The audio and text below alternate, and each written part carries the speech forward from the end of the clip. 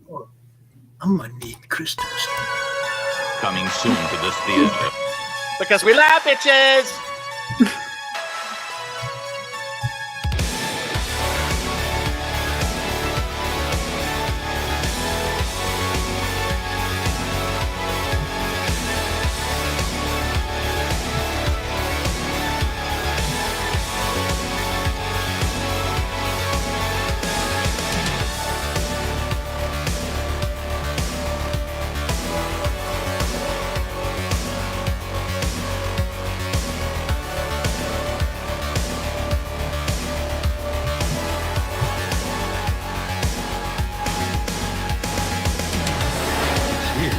It's alive. It's moving. It's coming this way.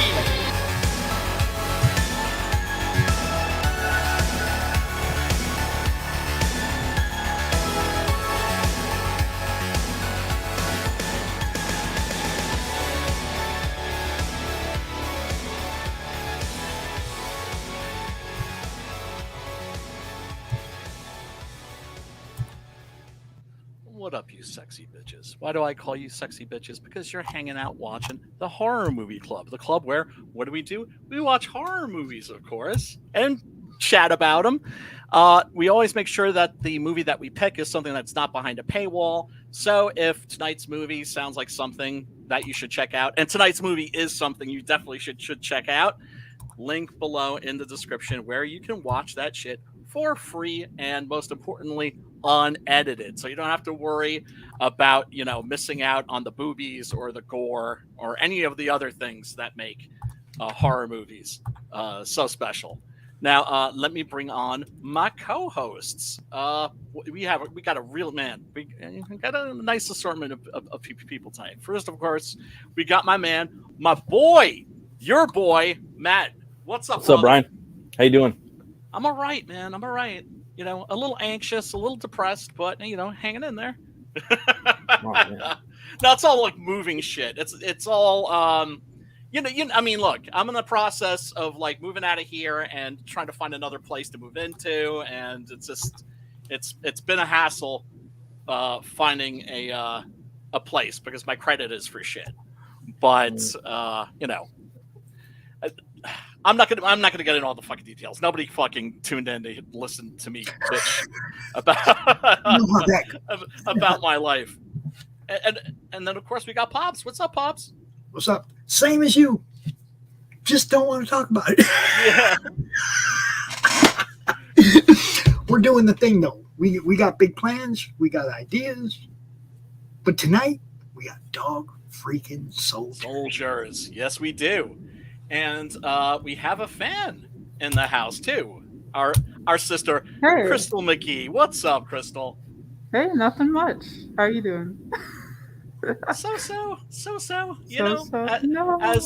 As my hippie friend says, maintaining, man.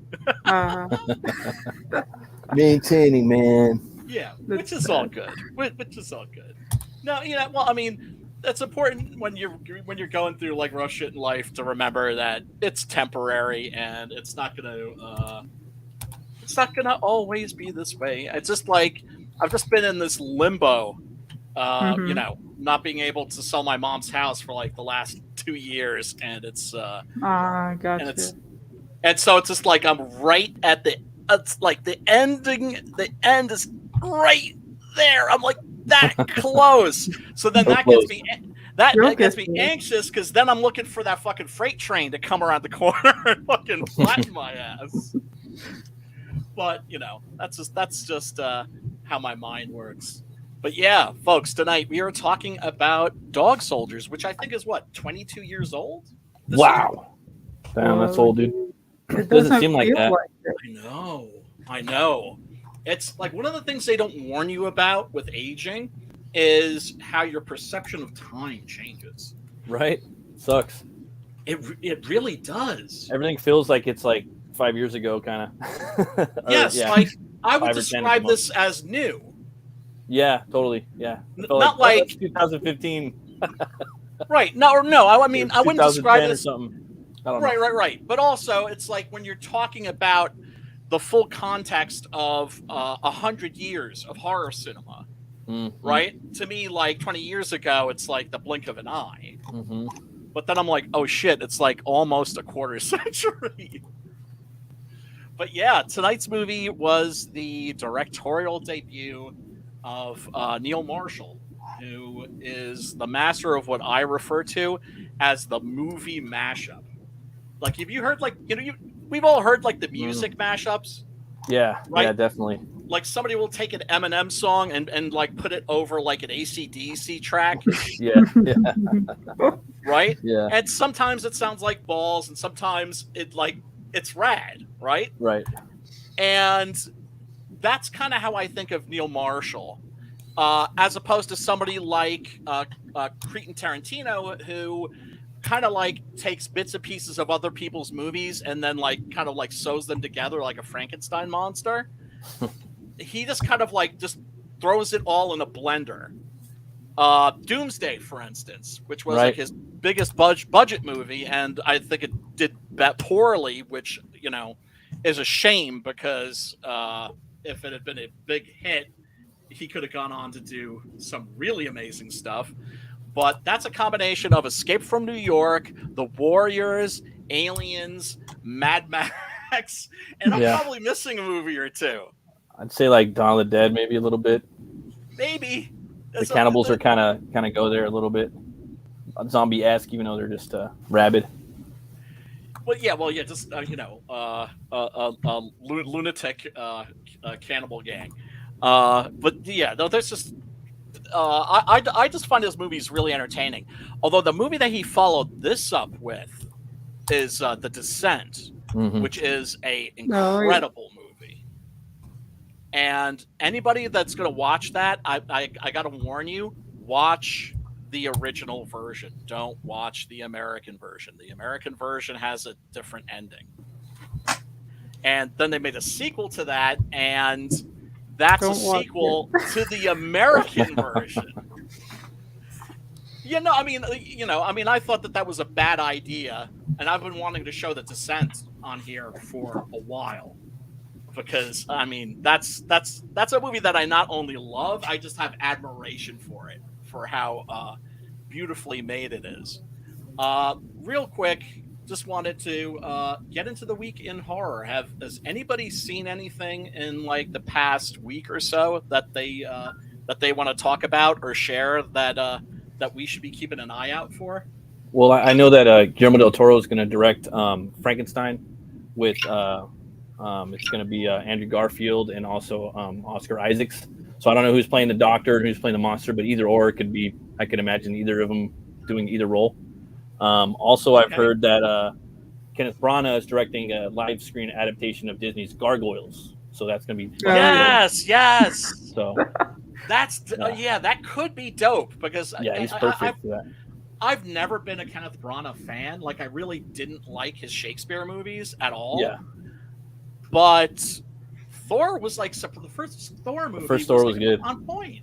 And I like Frankenstein. I know you don't like it, but there's some good things about it. You know what I mean? And then he's handled all that Shakespearean stuff, which kind of translates over good for some of the stuff that, like, you know, in spoken word by Goliath and whatnot. You know, right? For sure. So I think that he's a good choice. He did Cinderella. From Disney's perspective, he's like a win-win. You know, so yeah. I saw Renfield.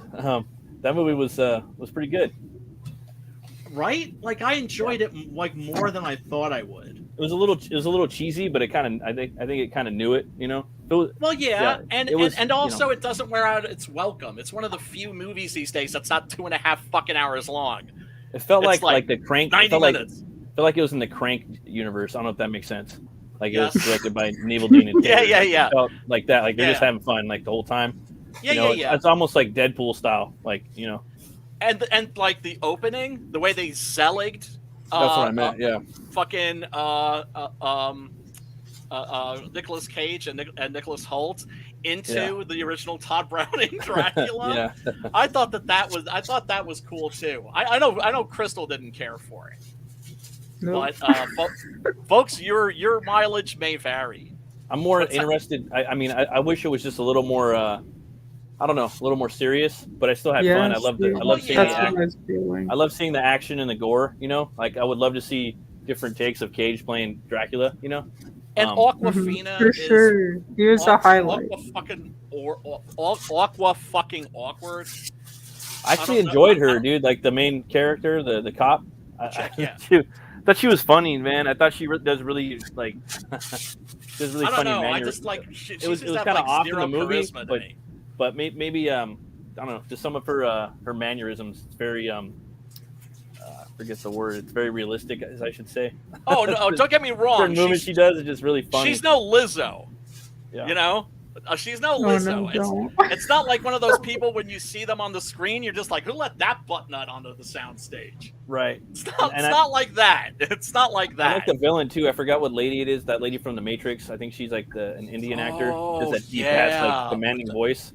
I was like, oh, I haven't really seen her in like a villainous role that I could remember. You know, like that's cool. You know, it was cool seeing her in there. And again, I like the action, the gore. She did one of the voices for one of the characters in Arcane, the League of Legends animated series. If you haven't seen that, look, I could give a rat's ass about League of Legends. I had no idea, you know. I knew it was a video game, but I'd never played it. Right. Had no interest in the series, and then people were telling me, like, yo, like, you really need to check that out. I've never heard of it. I'll check it out. Oh, blew me away. It's incredible. It's French. It's like a French kind of computer animation that looks like it's hand drawn. Okay, I know what you're talking about. It's unique. Yeah. And it's just really well written. Check that out. Yeah, you know, for sure. It's like one of the few things I'd give like a 10 rating to almost. You know? I was tripping too. I thought that Neil Marshal directed the Last Voyage of the Demeter, but it's the director of the Troll Hunters and a bunch of other movies. I don't know why, how that crept into my head. Yeah, he's like you know Norwegian. Why? Yeah. You know why? Because there were like 5 different directors attached to that movie at different points. And because that's what's known as like development hell. Development hell. That's why, because I read it like on a thing, and then I got tickets to see this movie and Renfield, and I turned them both down just because I had priorities. You know what I mean? Sure.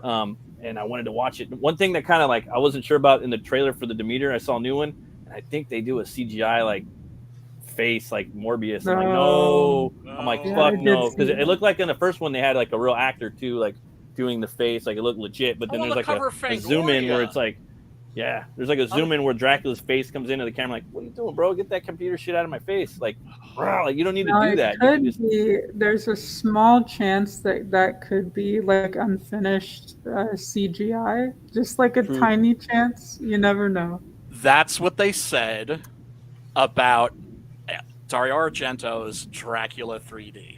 I'm gonna go see it. When the trailer for that dropped, there was like a note saying like these special effects aren't finished or something to that effect. Whoa! No, watch the fucking thing, and you know, it's Dario Argento's Dracula. I'm gonna go see it. Need I say more? And I think one of the actors from this movie is in that Demeter too. I forgot one of the bad guys. I forgot his name. But yeah, he's from Game of Thrones. And I'm excited to see Demeter though. That I am going to go to see that in the theater. I think I probably will too. Troll Hunter is an absolutely fantastic fantasy film. Yeah, I watched that with my daughter. She really got a kick out of that. It's so great. And I forgot. of Jane Doe is pretty good. I love that movie. That was the other one I was going to bring up. I know you didn't like it, but me and the wife loved that. No, I liked it. Brian Cox in there is dope. I liked it. I didn't love it. Subspecies is on here, dude. On Tubi, the new one for free.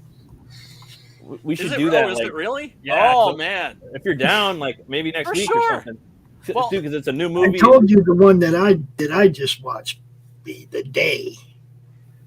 Yes. The Day, with all the cannibals trapping people and trying to eat them and shit. That was you know what that movie is? That's basically kind of inspired by The Road, that Cormac McCarthy novel that was turned into a movie. Vigo. It kind of takes the horror aspect of that because everything that Cormac McCarthy wrote had like some horror in it. He's like one of those authors you could tell it's just like if this, maybe this guy isn't working in the horror genre, but he really likes horror Tipping his toes in there. because there's so much horror in his shit.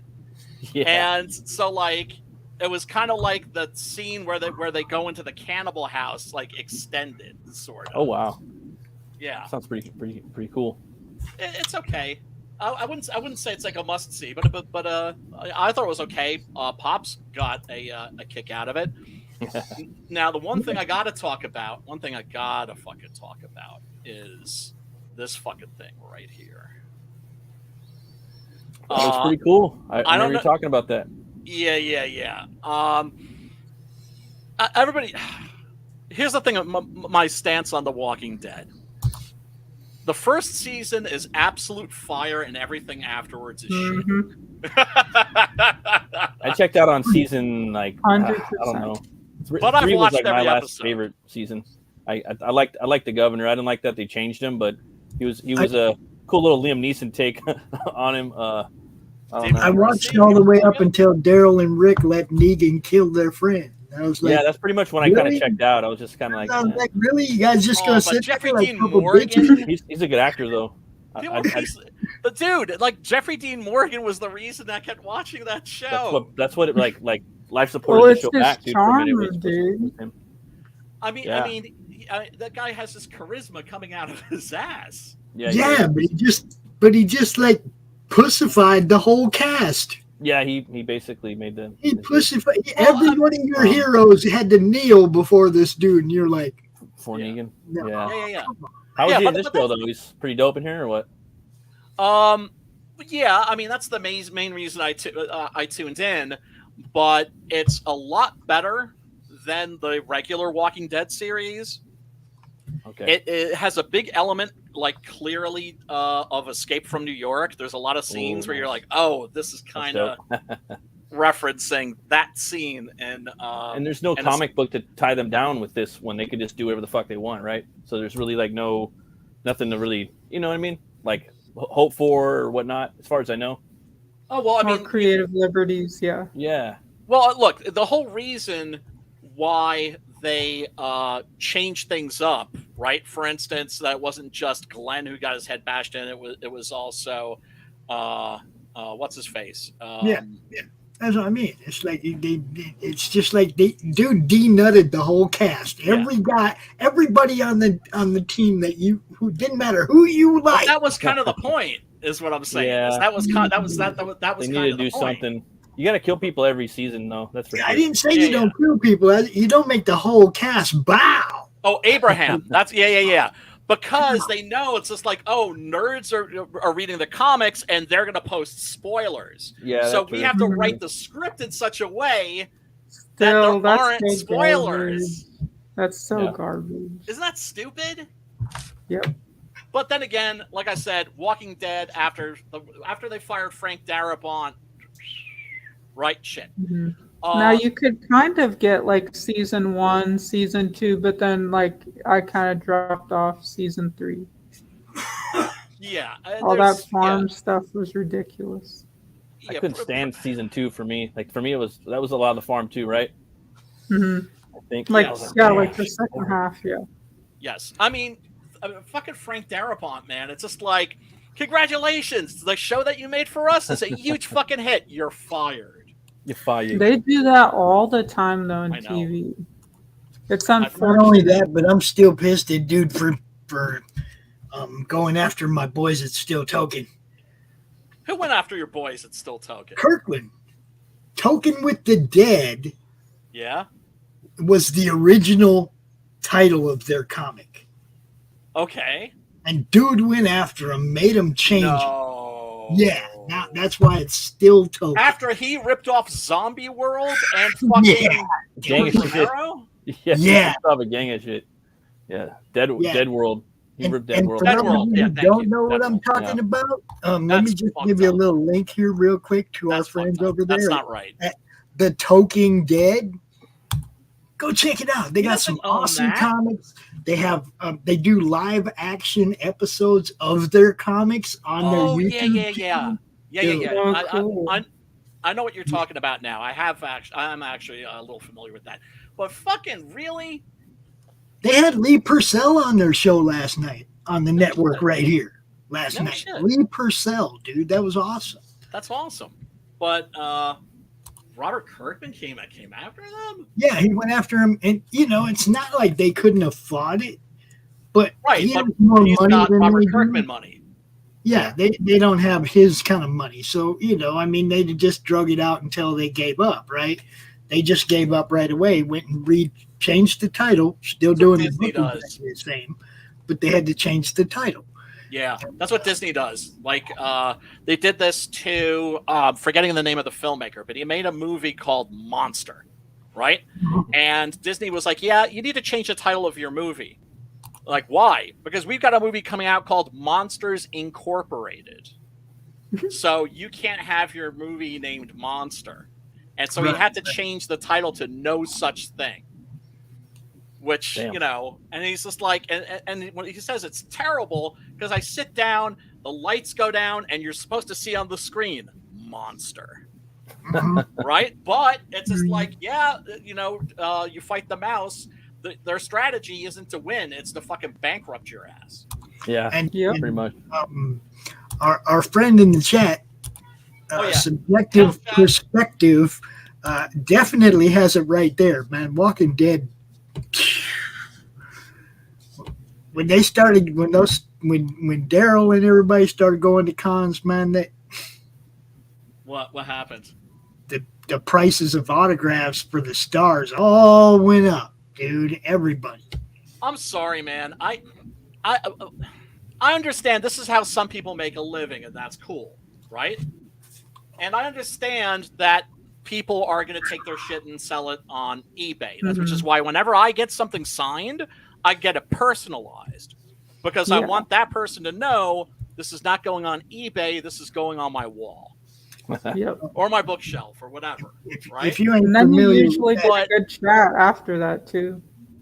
If you ain't familiar with that avatar right there, that's Mr. Fairclough, guys. Oh, what up, dude? That's Jay.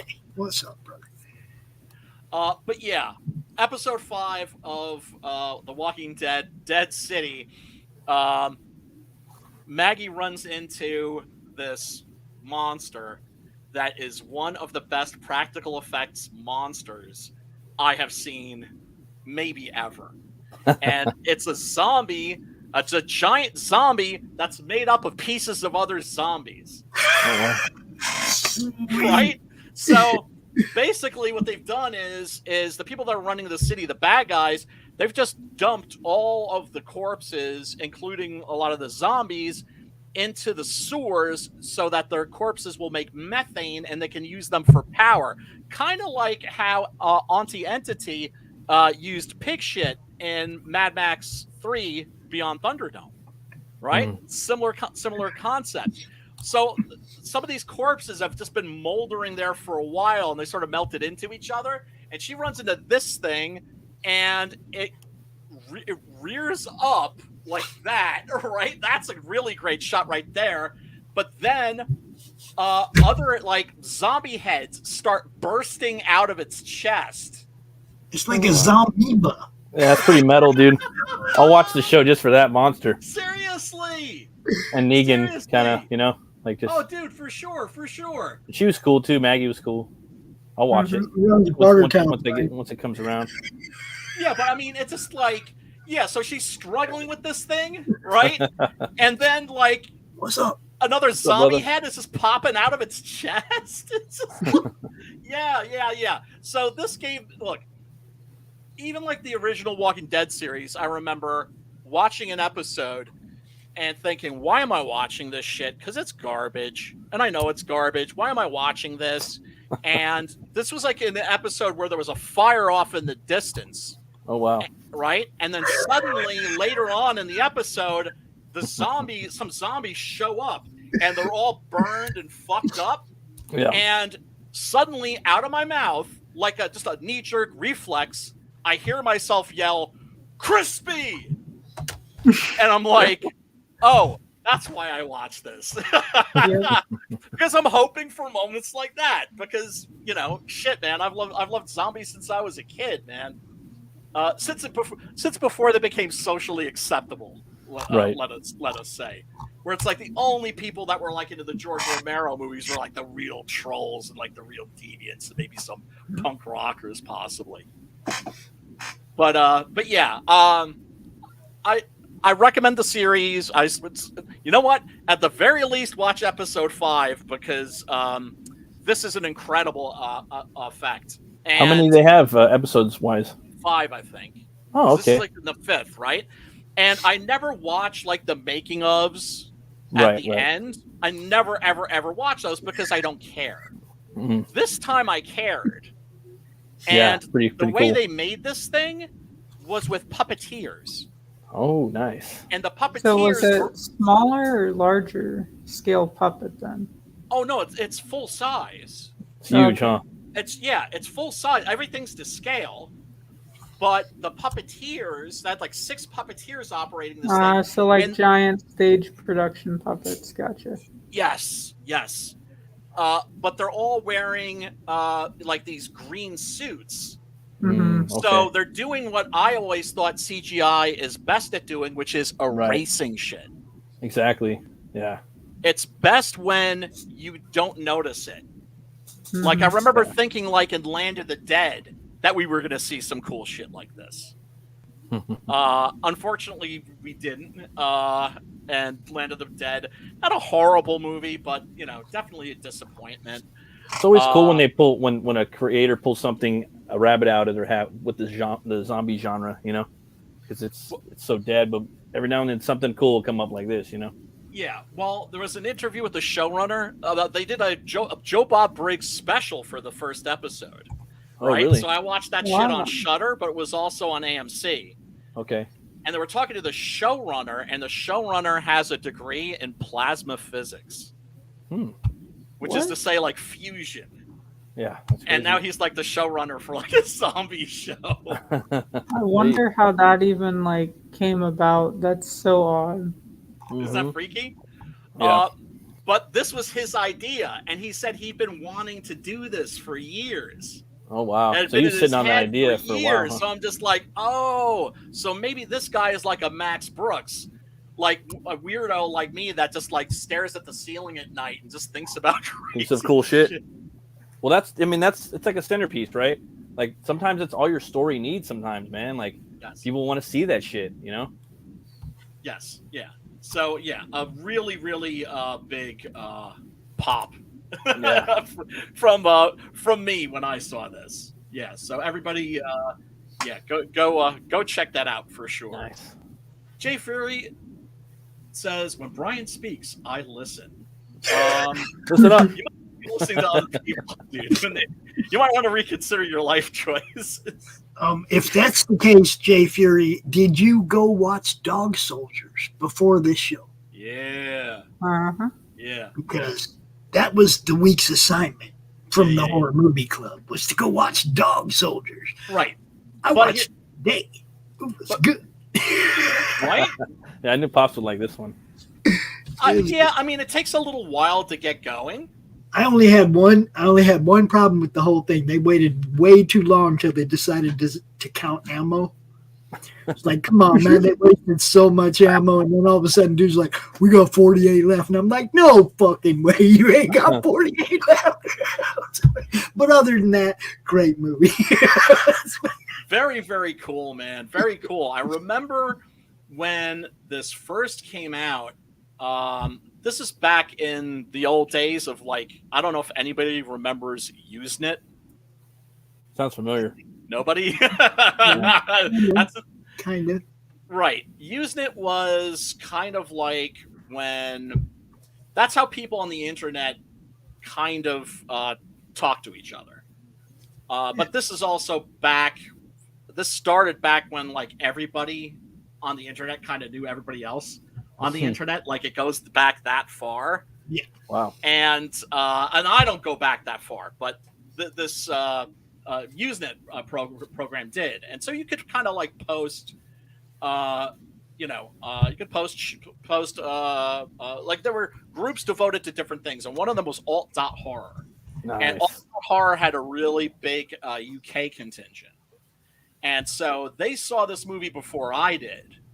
and they were just going off about it. And they especially loved the slang. This is definitely one of those movies where it might help to watch it with subtitles. Maybe, huh? Maybe. Yeah, well, because I don't know if any of you have friends that are from the UK, but talking to them sometimes it can be a little bit like I've got this friend Zulfi. Zulfgar is his full name. His parents are from Pakistan, but he's like, from Leeds. Right? So you meet him and you want to say, Assalamu alaikum, brother. And he goes, hello, governor. Sometimes it's like, talking to him, it can be like watching like the British version of the original version of The Office, where it's like you're following like 98% of what they're saying, but then every now and then you're just like, what? Huh? Like it depends on the dialect, because like there's the Cockney accent, and that's like totally different and a lot deeper than just somebody like in London. Yeah, I didn't have no problem following it, but then I can follow Jay Fury when he's talking, so I can pretty much. Oh snap! Yeah, one of the things I always do, of course, is I always look for fan art. I always look for posters. I really like this one right here. Yeah. I think that's pretty sweet. That would actually make a really great comic book cover. Yeah, totally. That one's kind of cool. Has a little bit of like a Francesco Francavilla kind of a look to it. He does a lot of fan art. Have any of you guys seen the comic Ferals? Yes. Yeah. Werewolf one. Yeah. Yes. By the guy who did Giving Stray me Bullets. some of those vibes. Yes, dude. Yes. Eric Latham or David Latham, I think. That is savage. That's an incredible werewolf comic where it's just like the werewolves. Good. And it's sad because the last issue never got finished, and I'm like, dude, I know. How could this happen? It's one of those things where I wish like you could just buy the rights and then finish it, because you're like, dude, it's like it's this just connect these dots right here. Yeah. Yes. Just like put out a final issue. Yeah. My God, and how frustrating that must be for Mr. Latham, because I'm sure it was he wanted like to finish literally it. like, what was it? It had like a date, and it was like either a couple months from that date or like a year, 6 months or something like that, and it never came out. I do remember that. I do That's remember that. Hard. And like it was on a roll for a minute, and it was like a big fight, and there's a cliffhanger, and so that sucked. Yeah, and I had a totally unique take on werewolves, where it's like the human society is like the wolf society, and it's just savage. Yeah, and you've got like the alpha. Chicks were getting like ripped in half in the first issue. Yeah, and like all over the lawn. Yeah, just guts everywhere. Yes, and intestines all over the place. Anybody who likes horror comics, check it out. Ferals by David Latham. Nice. Yeah. Very, very cool. This is an okay poster, but it looks a little photoshopped. I like the quote: "The most explosive and purely enjoyable horror debut since The Evil Dead." I might not go that far, but this definitely did make you feel when you first saw it, back when it first came out, that this was like an emerging talent. Because a lot of this movie kind of looks and feels like that's a nice one right there. I like that one. That one's the metal. The metal one's got the black right metal. Got the black metal like logo. I didn't even notice that when I first found this. Because it's in yellow. If it was in white and it was black and white, it would pop more. Yeah, and the logo: 6 men, full moon, no chance. That one's pretty good. It's kind of like the 28 Days Later poster, I think. That'd be a good one for like the movie theater poster, like inside the movies when you're going to get popcorn. How they have them up on the wall. That'd be spooky, dude. Yeah. Yeah, but it's just like they never do that. It's always like it's like the it's like when CDs came out, how album art basically became like an art form that kind of died. Mm-hmm. Yeah. Movie posters. Now I will say the American version of The Grudge was terrible, but that poster with like the fake hair on it and everything was like super sick, dude. I have one of those. It's so nasty because they essentially put like a I guess you'd say like a wig or like they staple it to the top, and it looks so nasty in the theater. Just going by it, I was like, I need to get one of those. Yeah, I mean, maybe occasionally there's an outlier, but 99% of the time they're just like these things that look like they were photoshopped. Oh yeah, all the same. Yeah, it's because it's so streamlined. They have people that just edit like posters for movies. And a lot of times the turnaround is so quick, they just get lazy and they start doing the same thing that everybody else does. And then before you know it, like Mission Impossible and like Ant-Man and like all these other movies all have the same like layout scheme. Yeah. Oh, you know what really pissed me off? I know if you're a horror movie poster fan, this annoyed the hell out of you, was when Scream came out, how horror came back, but all of the posters had the hot young cast. Oh, dude, yeah. You know what I'm talking about? Right? Yep. It was just like, look at this hot guy. I think you can also blame Final Destination for that too. Yes. Like they were doing some of that. Yes, but then like the poster for Phantoms was like that. The poster for like I Know What You Did Last Summer. You name it. There was like 100 of those. Dude, I think in this movie they actually used like a real wolf head on one of the werewolves, because one of them looks like really lifelike, like really realistic. You know what I mean? As opposed to some of the other ones, which I think is brilliant because it gives them all like an individuality, like an identity. I will say my favorite art for this is the actual one used for Tubi. I love the fucking cover for this. Like when you click on it for the Tubi, it's got it's kind of Struzian but comic booky, and also not really comic booky but more like Italian looking. Oh yeah. I think that's the same cover that they used for the Scream Factory. Oh, okay, release. Yeah. Now sometimes like these streaming services will make their own custom covers for stuff. Oh, I know. And you know what's actually really kind of annoyed me and pissed me off is when they make they're targeting it to you, dude. Do you know what I'm going to say? That gets me. Right? I think so. Yeah. They take where it looks like it's something you want to watch and then you click on it and it's not. And I'm like, dude, that looks like a horror poster. Yeah. And I clicked on it without reading the description and it's like I've been tricked. Yes, bait and switch. And what they do is they create these posters that make movies. No. What they do is they'll take these posters for they're for new movies, but they make the poster look like it's for an old movie.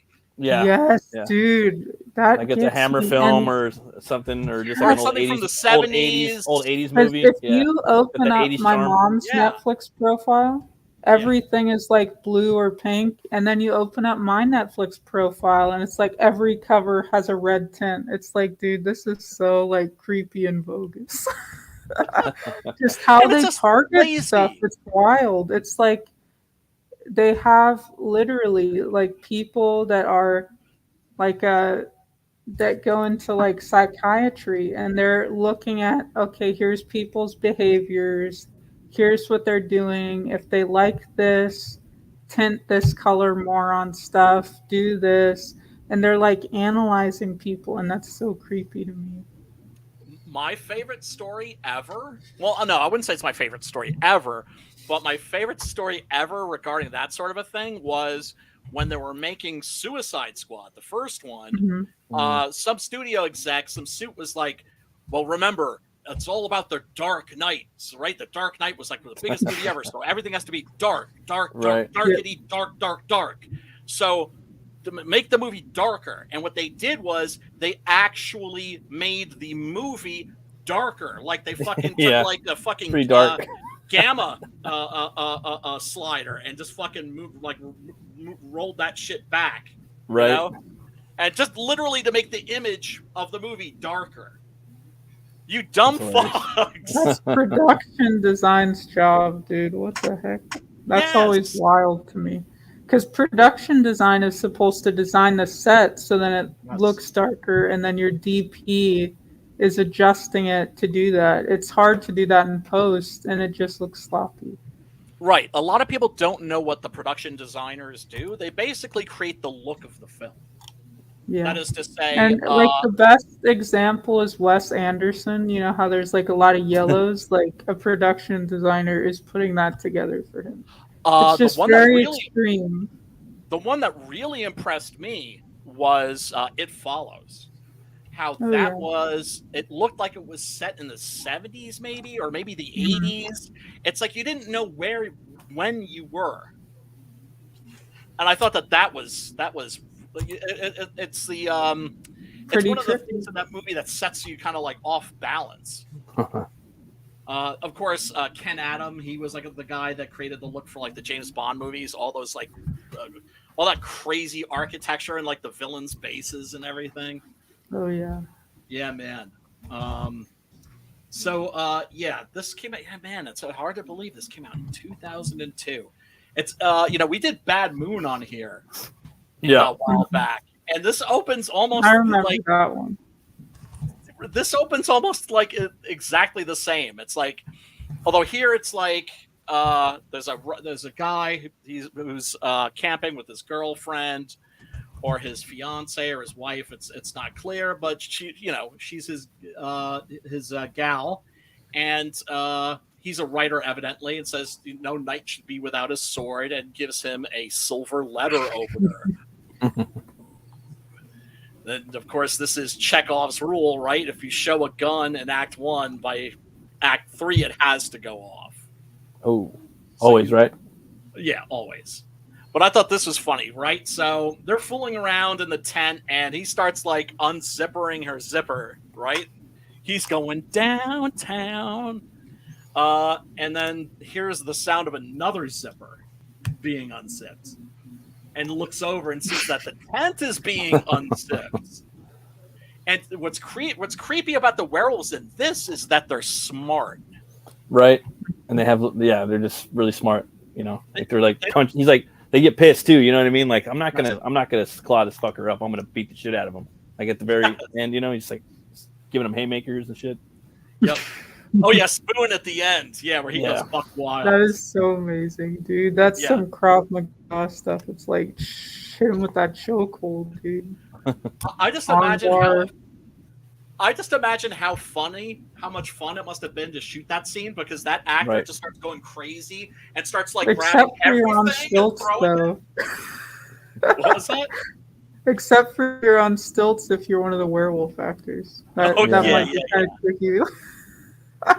Trying to throw a punch on stilts, that'd be weird. Oh god, yeah. No, you need. But one thing though, I did see that they're trying to make another one. Is that true? Another Dog Soldier film. I heard something about that. I think it's kind of like a development hell thing. Oh. But I'm not quite sure. That would be pretty cool.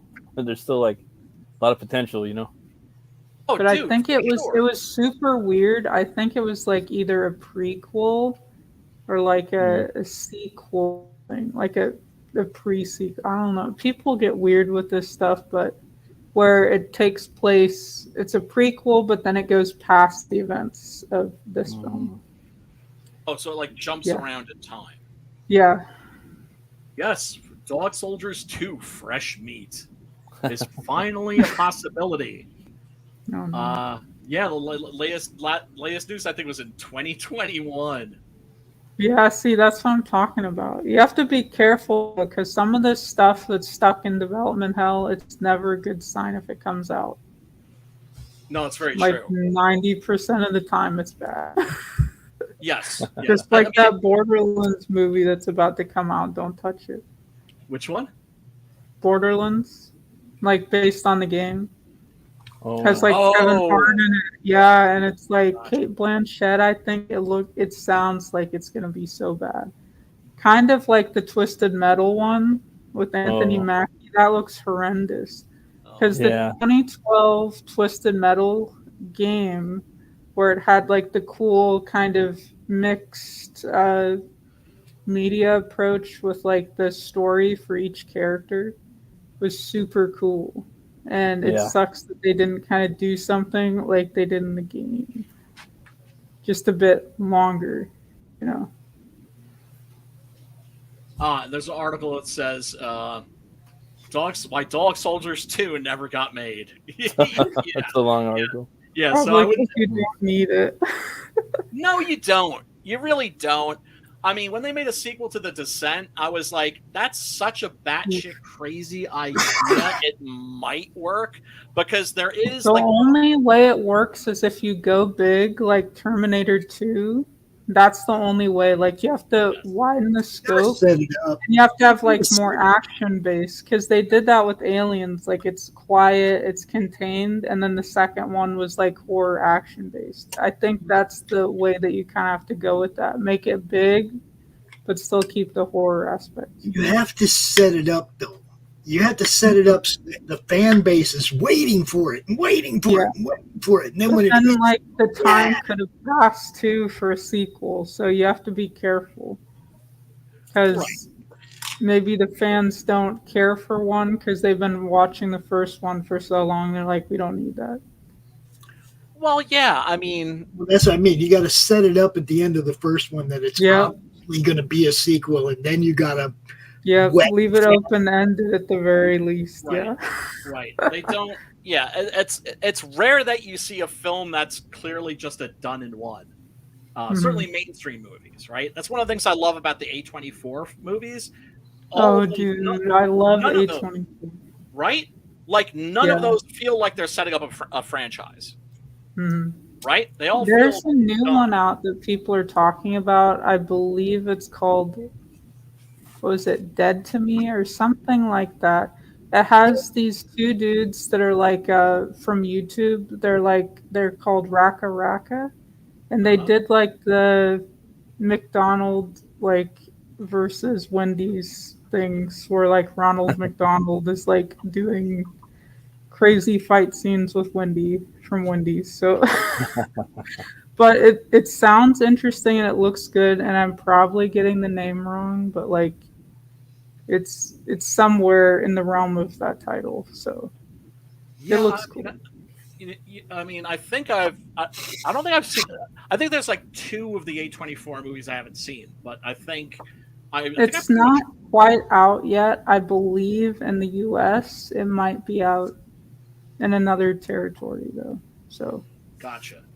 Yeah, the new one is evidently set in a like an alternate world where people know that basically people can play with like a Ouija board and get possessed, except instead of a Ouija board, it's this hand, right?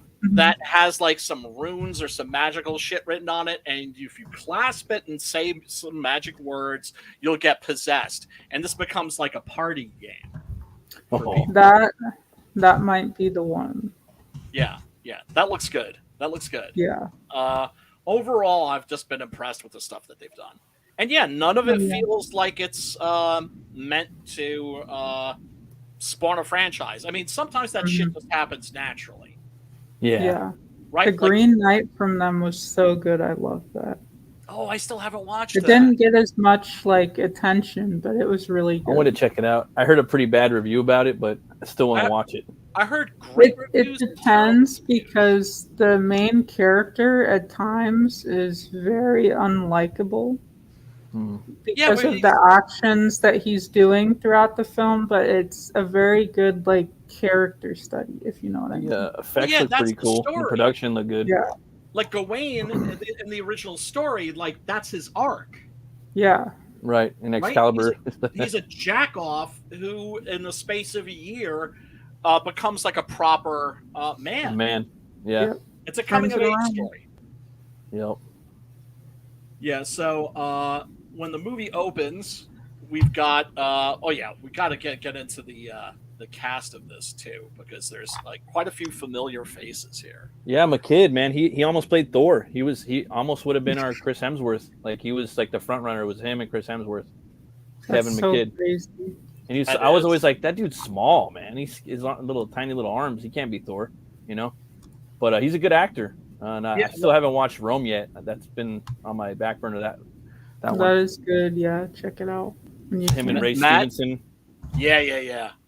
Career-defining role series. That was the series we never got a season 3 for. What, Rome? That was so sad. So it's short and sweet, huh? But it was just like there should have been. It's not like it was just intended to be 2 seasons. I think it was just kind of like ahead of time. So I think so too. It was before its time, yeah. Yeah, it was before Game of Thrones. I think if it had been post, that it would have been better received. Hit show, yeah. Yeah. So you've got Liam Cunningham. That's who it is. Yeah, who people Game will of Thrones. remember as Davos from Game of Thrones. He's in Demeter. That's the guy. Yes. Mm-hmm. I believe so. So it opens with Homeboy. Christ, why can't I remember his name? Internet Movie Database, save me. Kevin McKidd, who plays Cooper, is like on the run. He's like doing this test to join like a special forces unit, and he passes the test, except then he refuses to shoot a dog. And this is what's referred to in screenwriting terms as the hero's puppy dog, right? Where you see like a scene where the hero pets a dog or something, and so you know he's a good guy. In this case, he won't shoot a dog. And so he doesn't get to make it into that more elite group. But also, this motherfucker just shoots the dog anyway. He shoots the dog soldier. Yeah. You don't do that. You don't shoot a dog soldier. No, definitely not. It's a soldier dog, right? Presumably, it's a dog with a bunch of fucking soldiers, right? He's hunting with them, so he's a dog man. soldier. But it's technically. But it's an indication. It's just like it's a very crude way of setting up. Like, okay, this is the good guy. This is the bad guy. Does he play ball? Is he going to play ball with this? I had some like reservations after I seen that scene about who he was and what went down. Like after that or before that scene. Right. Yeah, and it's an indication of character. Then we get Sean Pertwee. Great actor. Awesome actor. Event Horizon. Actor. Oh, he's been in so much. Gotham, shit, Alfred, best Alfred. No, he's pretty good though. Really? That show was kind of trash, but he was in that. He's a good Alfred though. He was a good Alfred. I would imagine that he would be. Yeah. He was also in Soldier. Equilibrium. He was like Big Brother. Yeah. Sorta. And God, and then Soldier. he's also Soldier with Kurt Russell. Yes, and also Love that movie. Howl, which is a movie about werewolves that are trying to get into a. Is that good? A bus. Because that was on Tubi. It started playing right after this, so I was like, "Damn, it looks pretty cool. It looks kind of like Skinwalkers, like design, It's not. It's not great. It's not like absolutely must see. Well, no, I said a bus. It's a train. It's a train that breaks down like in like werewolf territory. And but I mean, I wouldn't say it's great, but would I say it's worth a watch for sure? The acting in this movie just like really balances it out, man. They such good performances by him and McKidd and Cunningham, like the three, a lot, Oh yeah. The cast really carries this. The thing that always fascinated me about this movie was the fact that it looks like a Sci-Fi Channel movie. Yes. Right? It has like that fuzzy shit on it on the screen all the time. Do you know what I'm talking? Yes. Like it's always fuzzy. That's static on the screen. Yeah. It's kind of charming in a way after a while because you don't really see stuff like that all the time. Right. And the way I would describe this is that this is kind of like the Citizen Kane of Sci-Fi Channel movies. Like imagine a Sci-Fi Channel movie, like Man Thing and shit. Awesome. yeah. Oh man. Oh, Man Thing. Oh, Jesus Christ. I remember my buddy watched that shit. No. That was actually Lionsgate that made that. It was actually Lionsgate. Lionsgate. Those motherfuckers, man. Oh. Sorry, man. Oh, that was so bad. And oh god, and then in the Werewolf stabby right there, Brian. movie, they just turned him into fucking whatchamacallit? Groot 2.0. I'm sorry, I was just talking over you, man. Probably even worse. Imagination. Yeah, exactly. It's even worse, probably, than the Lionsgate production, right? Well, yeah. I mean, I was not digging it.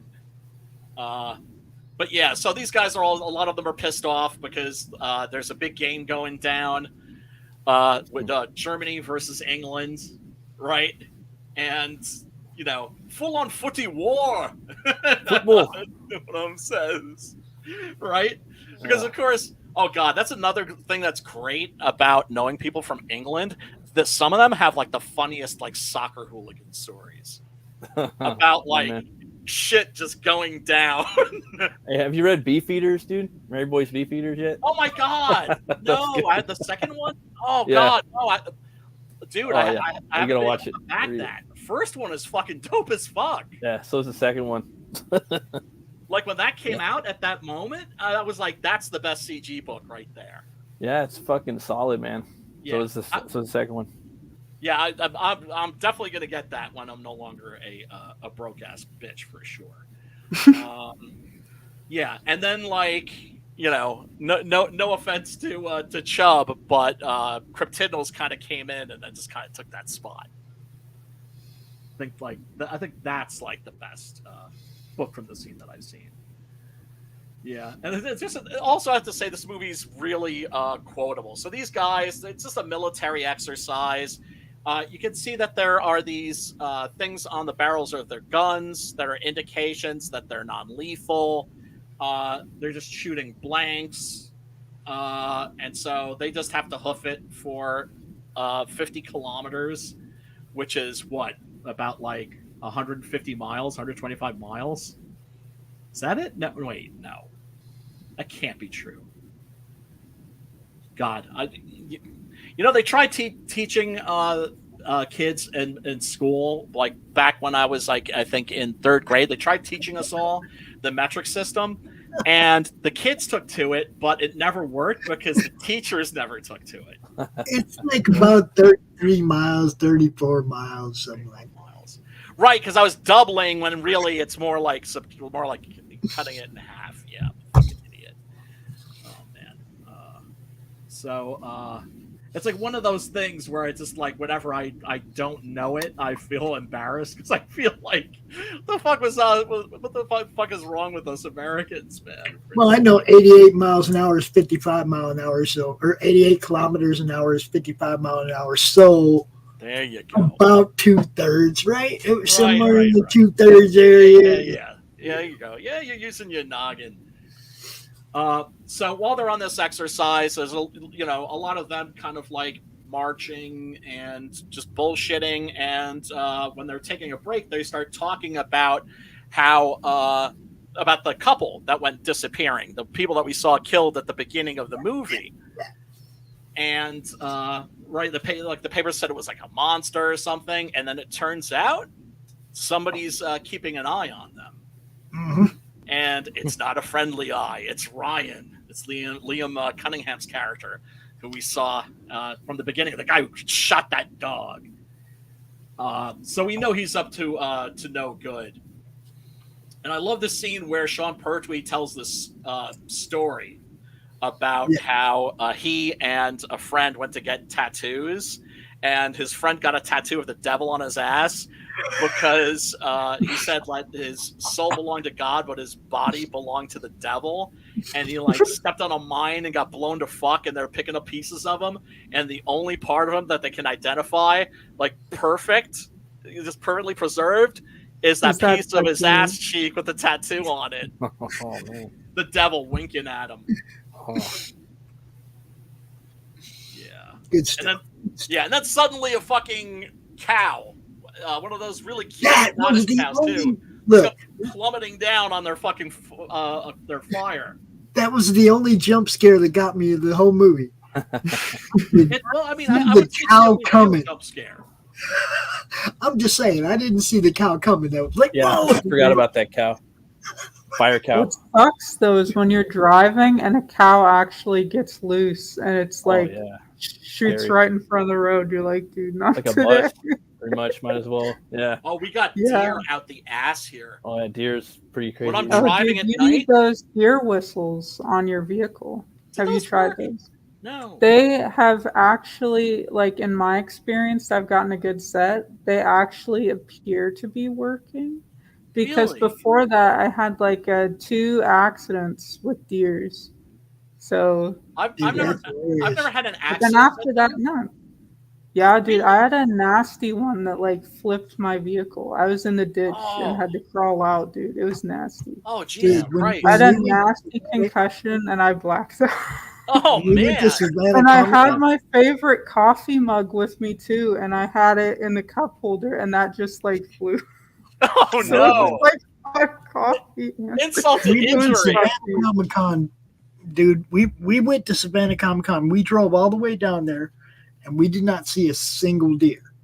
Really? So we get there, we tell Dan and Tank, we're like, dudes, man, everybody say all the deer. We didn't see not a single deer all the way here. They got in their van, went to the store, and hit a deer. And it sucks too because I don't drive that fast because I'm aware that there's like deer and stuff that just come in the road. So I'm like, not going too fast. And then we didn't see all the way from Cleveland to Savannah, Georgia. We did not see a single deer the whole ride. I saw a bunch even just last night, but I was like driving home from a friend's house, and and I go through a particular area, and I know don't go above 30. Yes, don't go above 30, and I just gotta cruise. I could go out in the yard right now with the flashlight. There'll be a deer out there. Because I had an uncle. He had just gotten like this brand new Mustang. He pulled it out. He was driving it back late at night. Hit a deer. It was totaled. I was like, dude. That sucks. Yeah, my son hit one ago in the last car that he had. He whacked a deer. Oh, that sucks. Oh man, poor deer. It's just. And it's not like usually one where I'm at. It's like you get 3 coming across, but it's like delayed. So it's like, okay, I missed one. Okay, 2, then the 3rd one, boom, and you're like, God damn it! I was on a roll. I know. Right? I guess the first 2 were to like put you into like a false sense of security. Yeah, and then it's like big old buck. You're like, dude, no. That sucks. Hold on a second. I put on a little lip balm. Oh man, do you guys remember that episode that we did? I think we did demons, and I put some of this shit like on my lips, and then I rubbed my eyes. Oh man! And my eyes, it like turned into an episode of Jackass. My eyes swelled up. Oh no! Oh my god! Yeah, that's. I gotta go back and take a look at that, man. Oh shit was ugly. I've seen at least it wasn't hot sauce. I've seen people do that stuff. So dumb. Oh man. So this is like a camp that of special forces soldiers, and they're all fucked up. Everybody's dead, except of course for this bastard. And he keeps saying the same thing. He's like, there was only supposed to be one. And then it turns out they tore them to pieces in front of my eyes. And it turns out that they've got all this shit with them. Tranquilizer darts, nets. Just like they were obviously werewolf hunting. Except they were expecting to find a werewolf. Mm-hmm. And instead they found like a whole bunch of them. And they were hoping for them to go for the other group as like bait too. Yes. So like that didn't work. Yes, yeah. Like that was the moment, like when he's watching them from a distance, that was the moment where I was thinking, oh, like they're the bait. Right. And and then there's the werewolf vision, which is done in an interesting way in this. It's kind of Evil Dead-like. Yeah, black and white. Right? But it's in black and white because dogs see in black and white. Mm-hmm. Like they've actually done tests that show that cats see in color, dogs see in black and white. I think it's like, yeah. I mean, who knows why? Now, what I can't figure out is this guy who gets impaled on the branch. Does he just run into this and get impaled, or does the fucking wolf just fucking? It kind of like kind of jumped and eased it in. I thought he was just running and wasn't looking and just like ran into it. Well, yeah, no, I couldn't tell because it happened so fast. I'm just like, well, that wouldn't go through your body. It would just fucking unless he like hurled him up and then went down on it. So like, I don't know. Right, because the werewolf could have also jumped him too and pushed him in. Yes, and at one point you see him just fucking grab him, pull him off the branch, and Sean Pertwee has literally been gutted. Right, his intestines are hanging out, which is get my guts. Yeah,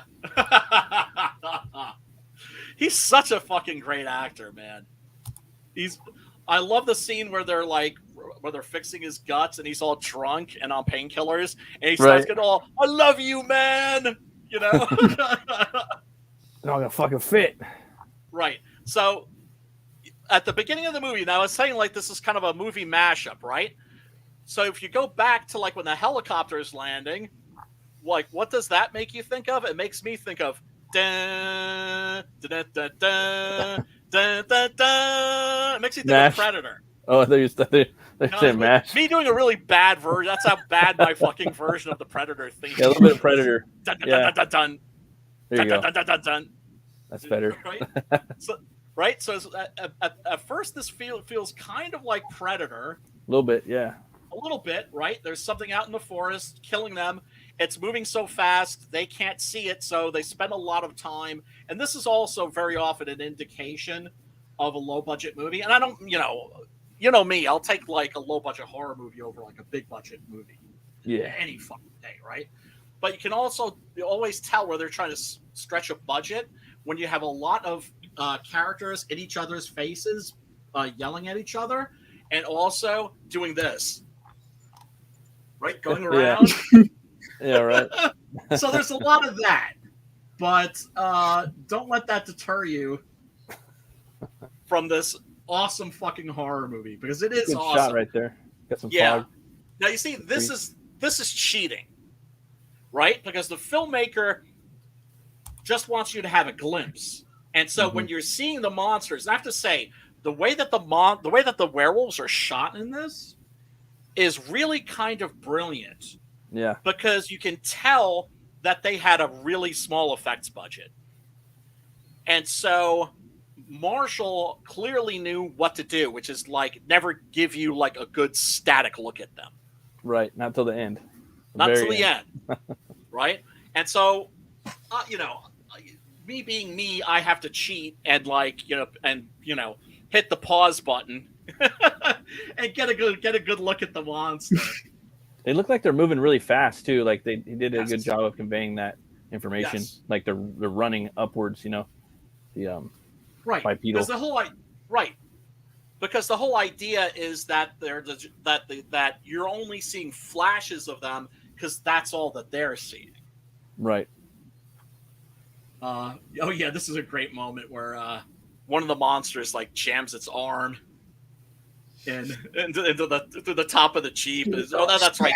The Scottish chick picks them up on the road, takes them to this house. And this is another indication of a low-budget movie, one setting, right? Mm-hmm. And it takes a little while to figure it out, but at a certain moment, you realize that this has suddenly turned into Assault on Precinct 13. Right. And once again, not a bad thing. Because I was thinking Night of the Living Dead. It's like they're Right. trapped in the house, nailing windows shut and shit. That's true. Yeah, well, there's some of that. There's some of that in Assault on Precinct 13 too. There's a little Night of the Living Dead in Assault, for sure. What I've always found interesting is that when you look at the influence of John Carpenter on other filmmakers, Yeah. you don't really see it in that many American directors. You see it a lot in English directors. Or in this case, Neil Marshal, who's from Scotland. Scotland. Yeah. And, yeah, I mean, it's kind of like, like nobody here knows who Bill Hicks is, but in, like, the UK, he's huge. It's like everybody knows who he is. Yeah, so then, of course, this is a great moment where, like, the dog, this is such a cute sheepdog, too, starts pulling on fucking Sean Pertwee's guts. Yeah. It's just like oh, you fucker. While everybody else is fighting just to keep the fucking werewolves out the fucking front door. Keep the tension, literally, by a wire. And look at that face. Look at that face. That's a good boy right there. So cute. He's really cute. And they're smart too. Basically all sheepdogs are. Since they're working dogs. Oh yeah. I got a real craving for a kebab. So much of the dialogue in this is great. Yeah, that's great. Right? Because that's where all the humor comes from. It doesn't come from anything goofy happening for the most part. It just comes from the interactions between these soldiers. It's that time when like Lock, Stock came out, was really big, you know. A lot of that Cockney yes accents and you know. So this slang. geezer went to that geezer, and then that geezer went to this geezer, and geezer. Yeah. Some of the words, you know, like just the slang is hilarious. Yeah, for sure. And like I said, sometimes you feel like you might want subtitles. But yes, we do have a clip. Let me show a clip of, I believe it's the initial assault. It's the first wave, and this is very much, I think, once again, it's not like he's deliberately like. Have you all seen Assault on Precinct 13? Long time ago. Yeah. Right? You kind of like go, oh, this is a little bit like Assault on Precinct 13, but you could easily miss that too. So it's not like he's stealing or plagiarizing shit. He's kind of doing his own thing with it, which is, you know, which is what I respect when filmmakers do that. Yes, let's take a look at Dog Soldiers. Boone is definitely one of my favorite characters in this.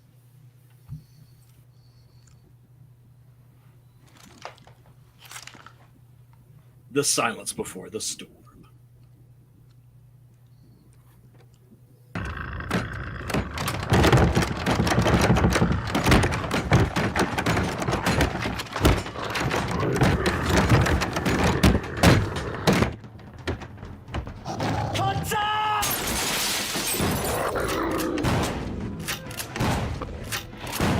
Booyakasha!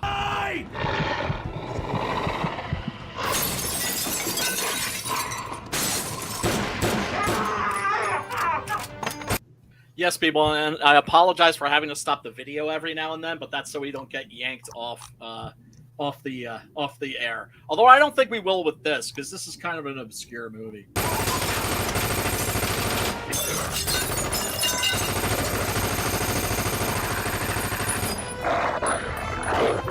Now, on the one hand, I'm thinking, dudes, conserve your ammunition. On the other hand, I'd be doing the exact same thing that they're doing. Right. See, that's what I said. We're keep going into the movie before somebody finally went, oh, we on ammo. Because I've been watching these dudes just like Dump. rip rounds off, Yeah. man. You know, it's like, come on.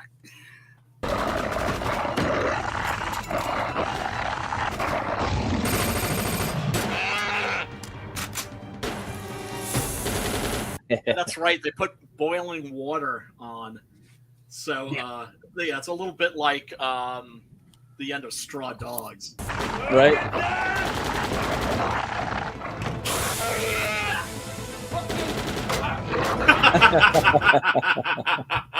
So it's just like one of them throws the fucking hot water in the werewolf's face, and the other guy's like, "Give me that!" and just starts beating on him. Starts beating on his head.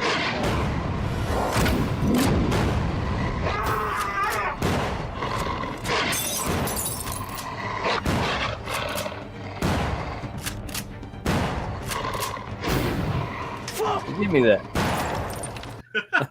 Yeah, and that's a great moment too. It shows you how smart they are. Exactly. It's just like it grabs the gun out of his hands. Shoots it. Well, no, he throws it back. Yeah, and then fucking rips off a fucking shot.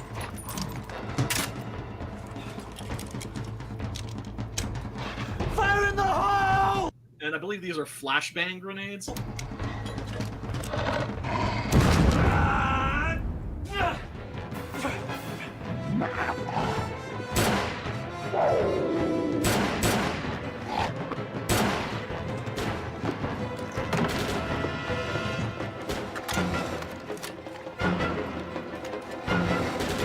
Get away from the window, dummy.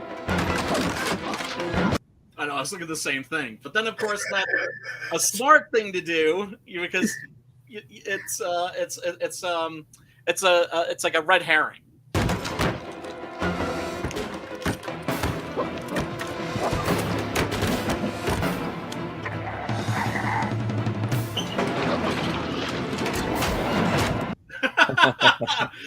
Now, you see, that's another thing that's great. That's totally unexpected.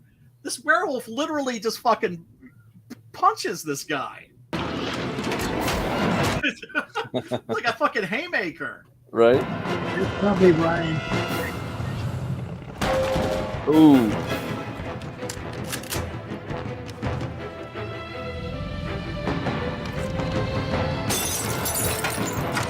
I told you to get away from the window, dummy. Look, put your back to an interior wall. Load you up.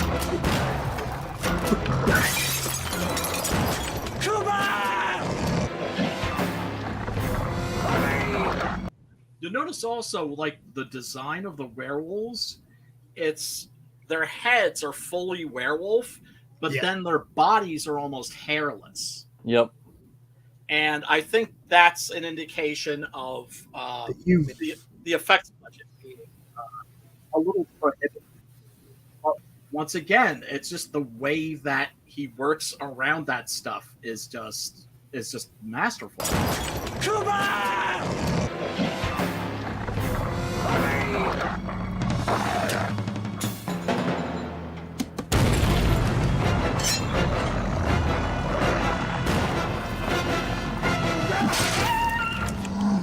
I'd have been using the sword the whole time. I'm just saying. Right? The sword's badass. I'd have been stabbing throats and taking heads, man. That's, you know. Oh, yeah. Well, you know and the me. choreography is so good in this movie, too. For the budget. It really is.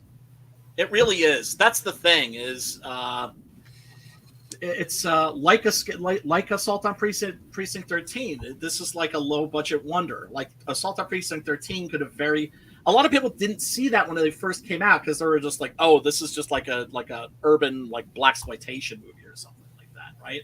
So it was kind of just dismissed by the critics. I don't even think they necessarily even bothered watching it when it came out. And that's like most critics, right? And then Carter found out like years later that had been like a critical and a financial success in France. And he was like, "Damn, I could have used that fucking, that French money support, that that moral boost." Way back then.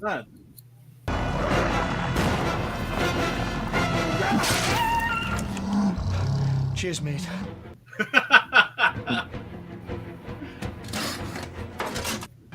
And then first you gotta get some shit that's gonna blow up. Son!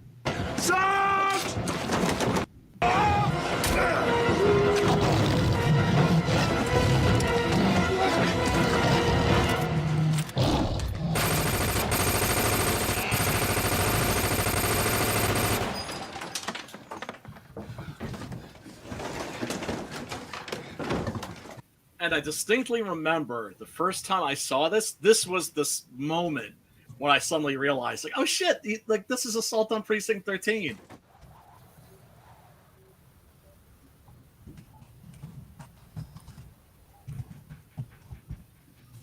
Oh, that dog's such a cutie pie. Right, because it's kind of like that scene where like they're the gang is just like unloading on the police station, right? Yep. Or then there's that first wave of goons, and they're just like blasting them, and then suddenly you see the shots of like the empty windows, and you realize it's like, oh, they stopped coming. Okay, that means they're falling back and regrouping. New plan. Here we come. Yeah, baby. But yeah, Matt, what did you think of Dog Soldiers? Oh man, I love this movie. I think it's one of the best like werewolf movies that we have right now. You know, big budget or not, you know what I mean. And it's because of all those cool little, probably possible inspirations, you know, that make this movie so like sweet, you know, and all the little, you know, just the little things like that, you know. I don't know, man. I think possibly there could have been lack thereof budget for the design of the wolves, but I don't know. Maybe he wanted to go with like a hairless design. It does look kind of original, you know, because they kind of got like that demon wolf look from the Howling. It's a guess. It's a guess Yeah. on my part. It's a guess on my part because it it looks looks like an experiment. Not, I mean, you That's know, true. We never got into that either. If it's like they're experimenting with human and animal or canine that's DNA. kind of the way I read it. Yeah, and then also in like Underworld, some of the species in those movies are hairless too, just to kind of give it its own identity back then too, you know, because they do kind of look like the ones from the Howling, but not as demonic, and they're faster. You know what I mean? Because you know those ones they didn't really have down. Another thing too, man, I don't know what other movie a werewolf bipedal was running around that fast, because there's some scenes where they're moving pretty quick. They're moving faster than Joe Dante's wolves. You know, they're moving for quick, sure, dude. You know. Yeah.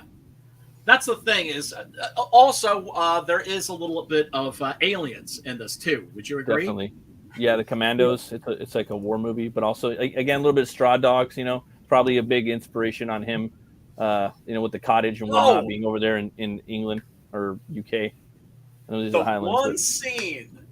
one fucking scene that is taken from Assault on Precinct 13 is when they plan their escape, right? Where they decide, like, okay, we're going to, one of us is going to distract, right? Spoon goes out to distract. Oh, yeah. The werewolves, you know? Like, come and get me, you cunts, or something to that effect. Yeah, he's just out there, like, begging to get it.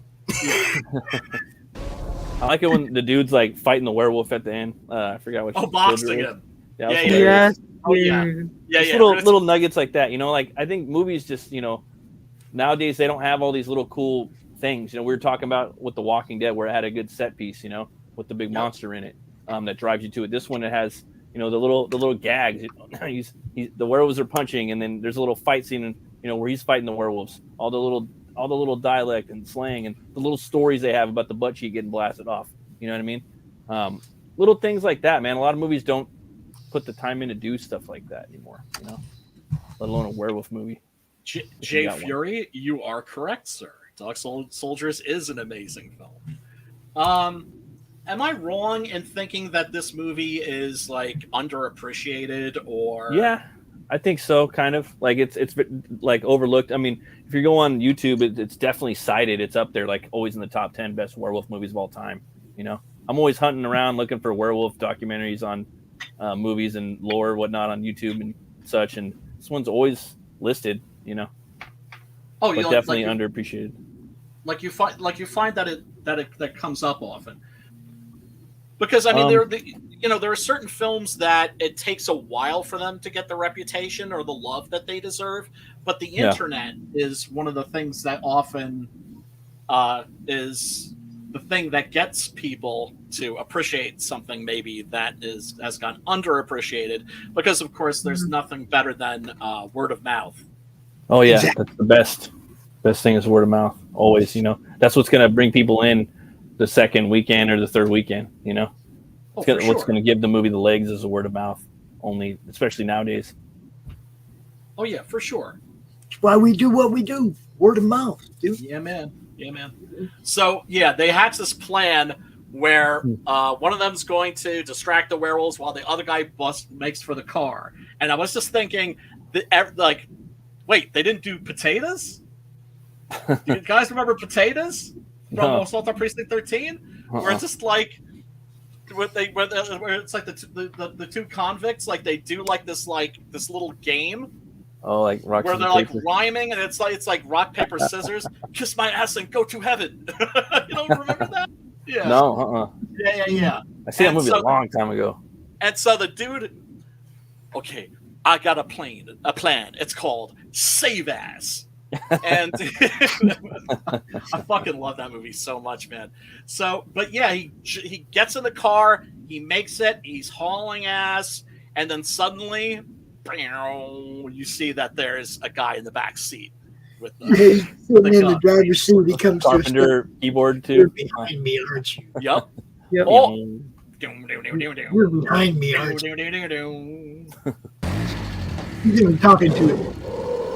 Oh yeah, this is scary. That wolf. Yeah, this is gnarly. Look at the face on that wolf, man. It looks pretty scary. Like it looks different. Yeah, I mean, some of the scenes they look different. So, like I said, one of the wolves looks like it's an actual wolf head on a body. Like I noticed it too at the end when they're doing the newsreel. You know what I mean? It's the credits. Oh yeah. Oh wait. It's the credits. Yeah. Right, because the Scottish chick is flashing, is blinding the werewolves temporarily. Camera flash. And so then you at the end, and again, that's another little nugget, dude. Another little gag that goes into the credits, like well thought out in the writing, and like a lot of little things like that. And this movie has. Yes, you know, and when I say that, like I think that they had a small effects budget, it's because this whole thing, like I said, looks like a Sci-Fi Channel movie, but it's like the best Sci-Fi Channel movie that you could possibly imagine. Oof.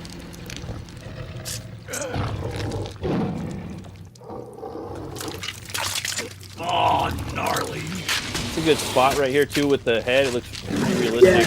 The head on the hood. Yeah, like, the head looks very realistic when it looks back at him. Yep. And the werewolf. This is what I love. The werewolf is doing this not because it's just doing werewolf shit. It's doing this to fuck with him. To scare them, terrify them. Yep. Here, have one of these. See, look, it looks pretty realistic, dude. The face. Yes. Almost like they had his head like inside the car, like his body, and they probably made did. a hole like come up through the engine block. That'd be the smart way, yeah. Yeah, oldest trick of the book. You know? Now, of course, these days it would be CGI. It would be like a big CGI head. Get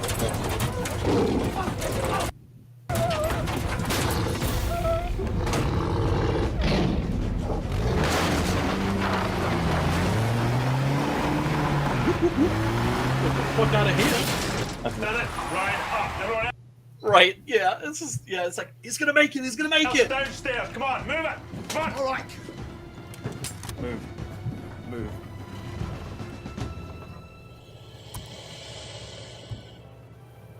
Yeah, and then you see the breath of the werewolf. Yeah, and he's like, "You're behind me, aren't you?"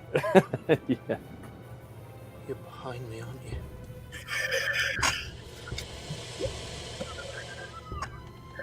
And then he just mans up. Yep.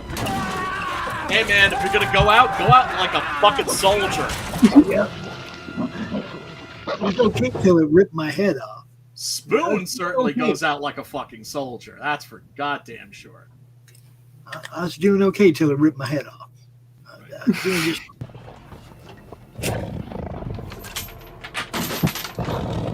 Harley.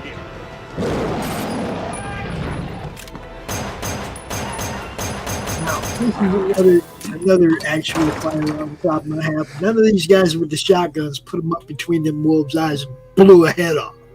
Right. It's a shotgun. Right. Which is what happens at the beginning of Bad Moon. Right.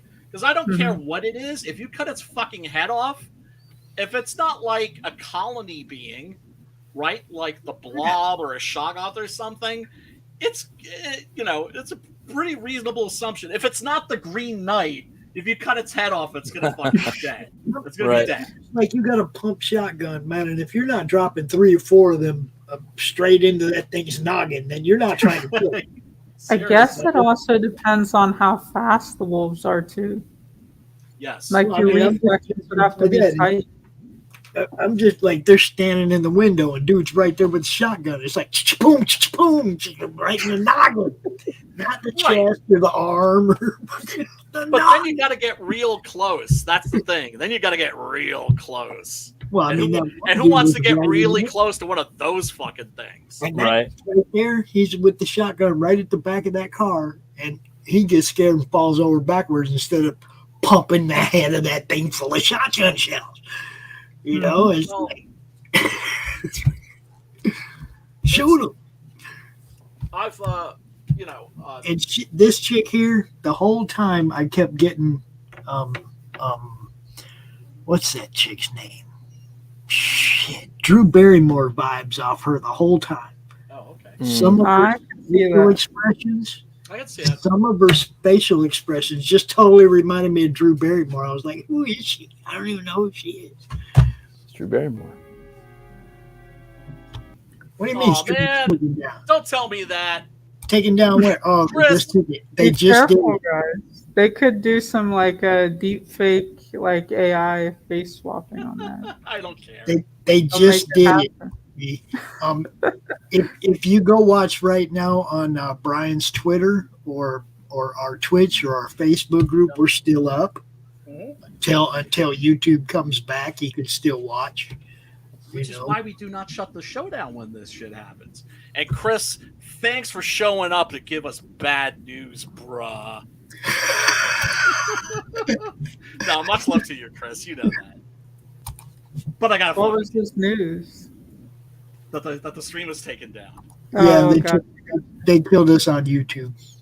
Oh, okay, I see. Because I can't see anything with this mask on, so I'm just like, I got blurry text on the screen. Are you comfortable, sister? Do you want to take that off and breathe a little? I mean, entirely up to you. I'm not saying. No, it's good. You're not my monkey. No, it's good. It's good. Okay. All right. Yeah, we're back, Chris. There's good ventilation for this because this is like a movie quality mask from like a short that I made that's getting turned into a movie. So for real? Nice. Yeah. Awesome. Chris, anytime you see us go down on YouTube, just jump over to Brian's Twitter or the Facebook group, and we're always still up on those, or Twitch. It just YouTube's the only one that gets shitty with this, really. So. I don't know what the name of the company, but there is a mask company that makes these masks out of silicone that adhere to your skin. Yeah. And like I saw a Green Goblin mask where I was just like, shit, why didn't they do that for the movies? Dude. Right. Oh yeah, I've seen that. Yeah. That is pretty crazy. Creepy as fuck. Because this one is pretty tight to the face. Now, like for the short and stuff, we use like spirit gum and stuff to like fully attach it. Oh my god! Because we had some wild stuff going on, and so had to stay on.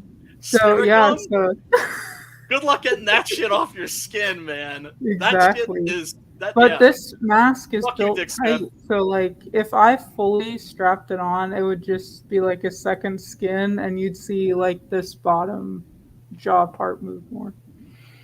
Oh, I see. So you're just kind of wearing it, whereas normally you would like spirit gum it to your face. For those because then it would just like go up and down more. Right. It looked nasty. Yeah. For those of you horror fans that don't know what spirit gum is the shit that a lot of us monster kids experimented with when we were kids and wanted to be Rick Baker or Rob Bottin or Tom Savini. Yep. Right. And it was invented it's hard to get out. That's my complaint. Especially like they get sweating and whatnot. It's like stuck to the face. No, it's like that's why when you get it, you have to get a little jar of spirit gum remover. Of the release. Yeah. I was gonna say the release stuff. But you have to like do it slowly too. It's like yes, okay, we got this rip part. That shit off. You'll take some skin with it for sure. That's Get just some no tweezers joke. too, yeah. Oh, I remember how that shit smelled. Oh, yeah. Oh my god. Because we have multiple clowns in the short, so there's like a more of like a party clown, and they were made by a guy that I know. He's pretty talented. So there's like others that look exactly in the same style with like the eyeliner, I guess you could say. Oh, that is awesome. It's pretty gnarly. You see, I always wish I had a friend like that could do me up for Halloween. Oh yeah. Right? Like Rick Baker style. That price Oh, my tag God. though. Oh, dude, Steve Niles. This is one of the things I love about Steve Niles. You know, the guy who wrote 30 Days of Night. His Twitter profile consists of like pretty much nothing but photographs of this giant tortoise that came with the house that he and his wife. Oh, that's fun. Because these things live to be like, hundreds of years old. Yeah. Yep. And belong to the former tenant. So they kind of got this giant tortoise with the house. They just gifted it to her. Pretty cool. And all he does every day is post pictures of this fucking tortoise, and fucking pics of the tortoise like fucking over like a pumpkin on Halloween. Oh, that's kinda cool. He's always feeding, like taking pictures of him munching on shit. It's funny as hell, man. But one picture that he posted that wasn't of like, his giant tortoise was he had a special effects makeup friend of his do him up as a werewolf, and I was just dude. So, dude, I have a story for you on the theme of werewolves. So, when I got out of high school, I won a writing competition, and I kind of went straight into writing, ghost doctoring, and all that good stuff. Script doctoring, and I can't. Like, the coffee levels are low today. But script doctoring and ghost writing, I just kind of jumped right into it. And early on, I had a movie. It was originally going to be a movie that I pitched, but it turned into a series. And it was so close to getting made. It was like we called it Lunar Phases. That was like the just kind of the project name. Right. And it was, we were so close to getting it made. We filmed a pilot, and we had like nasty, like kind of like Hulk designed werewolves. So like they're like buff, dude, like they're on roids. And we had the model, but we also did practicals. And it was the nastiest like werewolf head, and I absolutely loved it. And it went with the digital body. And so like the head's practical, the body's, CG. Okay. And it sucked. We were so close to getting it made, but there's behind the scenes drama. Shenanigans or just like ego shit? Well, it was like, so SAG like was on us, and one of the SAG actors like essentially reported us to SAG. So then we got them. Yeah. We did nothing, but he was salty. He was kind of like I hate to say it, like he's very talented, but he was like hitting the bottle pretty hard. So he would show up to set like totally wasted, and he was just fully out of it. He'd start fights with other crew members, but he put in a fake complaint to them, and then we had them like totally, their eyes were on us. And then at that point, like they liked the pilot, the company that we pitched it to, but they wanted him to return for it, and so I was just like, dude. And then there was some other behind the scenes stuff that was just like insane. Like I was literally on crutches this pilot, and it's so sad. And like I have all the footage, I own the rights to it. I made a comic based on it, but it was like a lot of pack dynamics, and there's stuff that actual wolves will do, like banishing other members. The leader does this or that. So we're like really diving into that, and we as a team created what I felt like was the most nastiest werewolf transformation, where, you know, when a werewolf is like turning back into a human, it's like, where does all that stuff go? Like, they would actually have to eat that. So there's like nothing at the seam. So it's like you have a steaming pile of flesh, and the werewolf has to eat it all up before they go do what they're gonna do, or else like you just get caught. So it's nasty. So then gnarly. It's like, and then it's a human. They've got to eat the fur, and it was so gross. Okay, why is this not a comic book? It is. I've turned it into a comic. If you like look in, like at the end of the first Good Night book, we do a preview of it. We can't put it out till the Good Night 2 is out because it won't make sense. Yeah. But let me get to the page.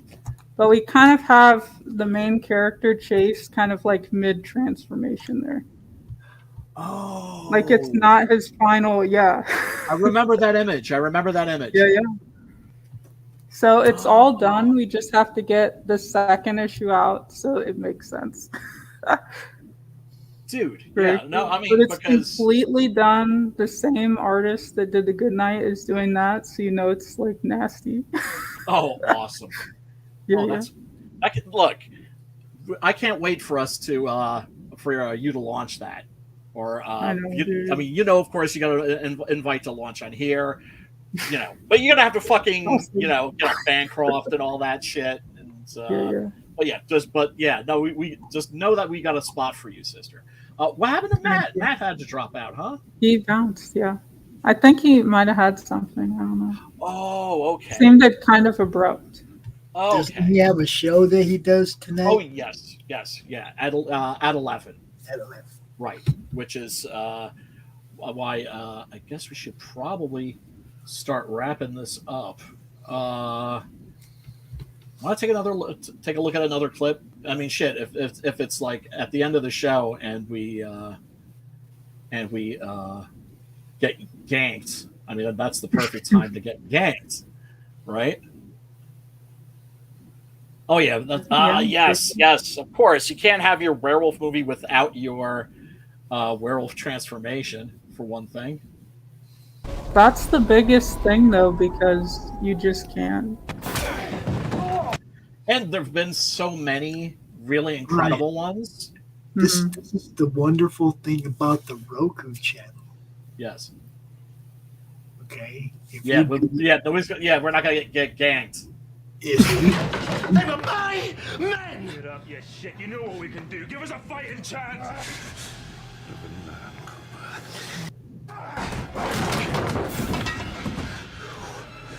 Whoa. I didn't hit him that hard.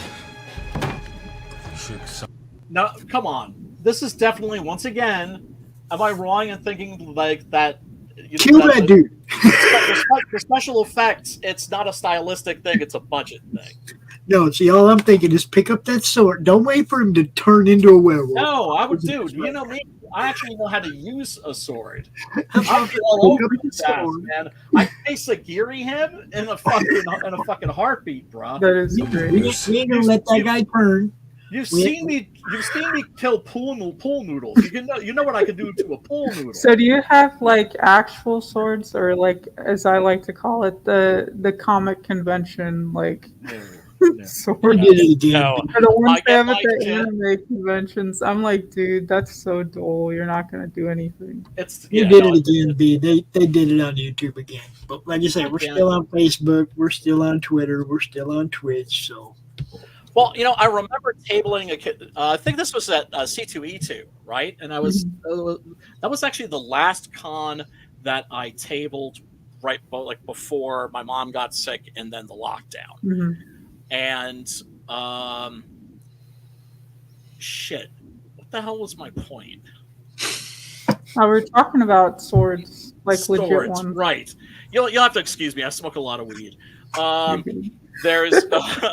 I see a kid go by that with a sword that he just bought from a vendor. I'm like, this guy's selling swords? And I just talked to the kid. I was just like, is that thing made out of stainless steel?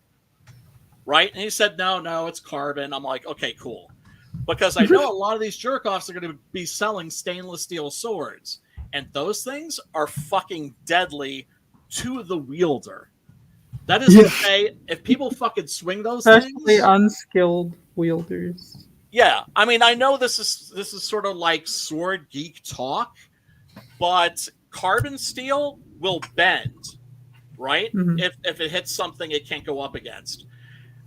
Stainless steel will shatter, not just break, but shatter, and send little fucking sharp missiles flying around. There's a really famous YouTube video of a guy on the knife show just showing how tough a sword is, going boom, boom, boom, and it breaks and it flies up and like stabs him in the fucking shoulder. That's why you wear protection. Like, people are wild for that. No, well, don't fucking treat a sword with the same respect you would treat a gun. It's a fucking weapon. It's a deadly they have weapon. like full body protection for that type of stuff. So it's wild that people do that and they don't have the proper protection. Yeah, no, I mean, this was, like on the knife show. It's not like these guys knew anything about swords. It's not like they're fucking... That's probably the problem. It's not that they're doing HEMA. Do you know what I'm saying? Damn, I miss HEMA, man. Like German longsword fencing. I used to do that. I haven't done that in years. Dude. Oh my god, it's great because like any martial art, it's like you just do katas for years, and you think like I've gotten pretty good, and then you get into your first match, and you just get like embarrassed. And you realize it's like, oh, that was just for muscle memory, but now you got to actually. The only way you're going to learn how to really fight is by fighting. Yep. Yeah. But it's the only way. Yeah, for sure. But yeah, no, I've been into swords since I was like a little kid, and I'm just like, dude, I've been around them forever because my dad is, I would say, like, objectively like a master martial artist. He's actually flown out to like Japan, China to train with the best, and he's been doing it since he said like 9 or 10 in like New York, and he had actual like kung fu instructors that were legit, and they'd have you tap the water and everything for hours. McGee, like, you're gonna have actually, like, horse stance. You're gonna have to get it. You're gonna have to get with Laurie. McGee, you're gonna have to get with Laurie and be on the Tuesday morning brew because she's a martial artist and her master is like, that is awesome. Like old Filipino dude. My dad loved teaching us too, so like he would teach me from an early age, and my brother is crazy. That's awesome. Yeah, if I had a daughter, I'd be like, you're taking a martial art. I'll let you pick which martial art you're going to take. Yep. But you're going to learn how to defend yourself. Like all sorts of stuff. He'd take us to the range too. So like, oh, that's awesome. Yeah. Damn. So you know martial arts, you can shoot guns and shit. Damn. Yeah. Because I was in the Air Force for a bit, and I got marksman on my shooting. So. No shit. God damn. Remind me not to fuck with you. I can handle almost anything, dude. It's like. Any weapon, I'm ready to go. Dude. You can handle you can handle everything, but you're intimidated by fucking like YouTube streaming. Oh, it's weird, dude. Like, what do you say? No, I get it. Trust me, sister. I get it. I'm getting better though. It's a lot better than when I first did it because I was like, it was like, what was it? They have like the Google. What was it, dude? Google Hangouts. There we go. Google Hangouts. And it was so like the first ever stream I was on, and I was like, dude, like, how do I get the camera? And it was like right here in my face. I was like, dude, how do I turn on? So bad. Yeah. No, it took like a full 2 minutes to figure out how to turn off. I've seen you on like a lot of streams lately.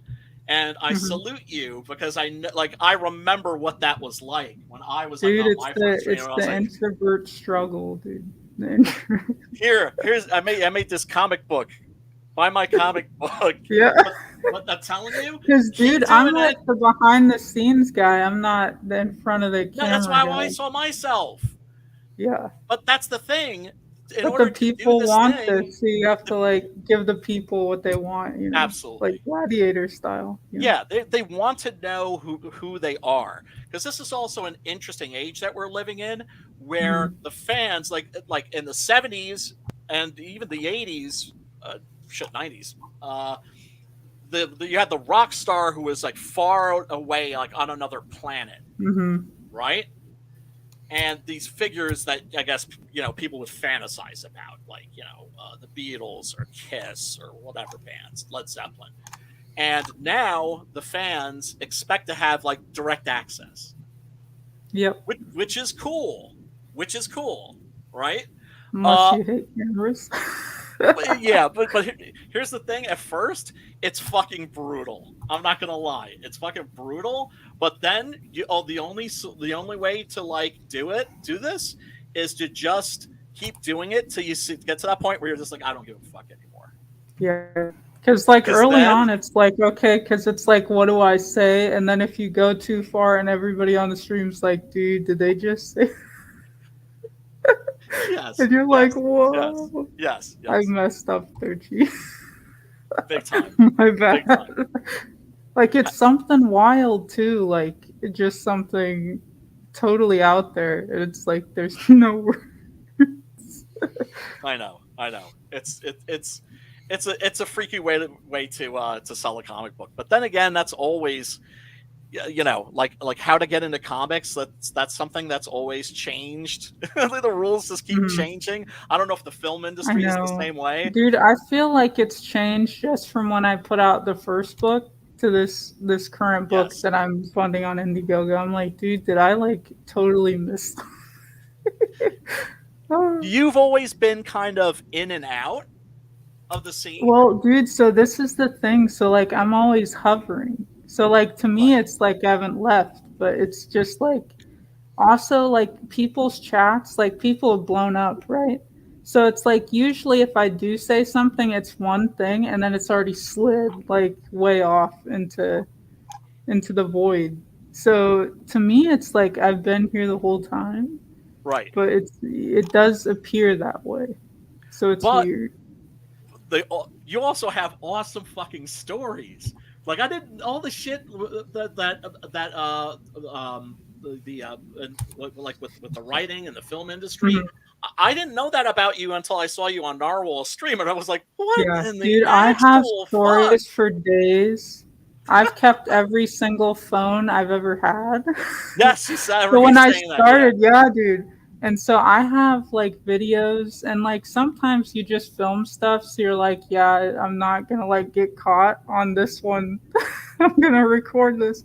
And so I have like videos you wouldn't believe of people that you love, that you think they're the nicest guy, but they hit that bottle, dude, and they're someplace else, and they have like just fully like I've gone to go what I like to call like film fetch quests. Like your boss is like, hey, I know you're writing that script, but you're like you're in the like, you're here. So like, can you go get this guy for me real quick? And like, can you do this? And you're like, early on, I was like, oh, okay, I guess. Right out of high school, it's like you're kind of like doing multiple jobs. So it's like, okay, and you don't really know all that, like you don't really know better. So you're like, okay, well, I want to do a good job. And you go to like some guy's house to like get him because he's like 2 hours late for a shoot. And you're the writer. Like, that's not your fucking job. House, dude. And like I've had like beer bottles thrown at me, like everything, dude. And like always, it's like not like I went in and like it's crazy. Is that world just like a complete shit show?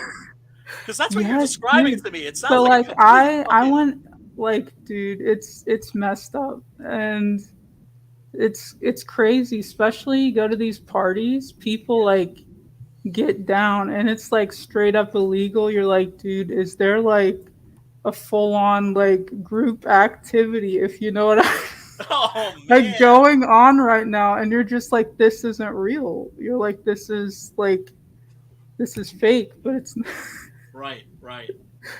You know, I could just tell you stuff for days. Like, I went to go pick up this guy, and like, you know, their security will let you in, and you're like, hey, I'm looking for them, and they're like, oh, it's probably not like the best time right now. Like, they're fully, like, just totally out, and you're like, it can't be that bad. And the person has like their boxers on their head, they're wearing nothing. You're like, dude, okay, I'm gonna like deuce out today. That's not my job today. And it's someone that you love, dude. You're like, I love them in that movie. I love them in that series. And they're just like, boxers on the head, everything. You're like, I woke up to this today. Oh, that's fucked up. I woke up to that, yeah.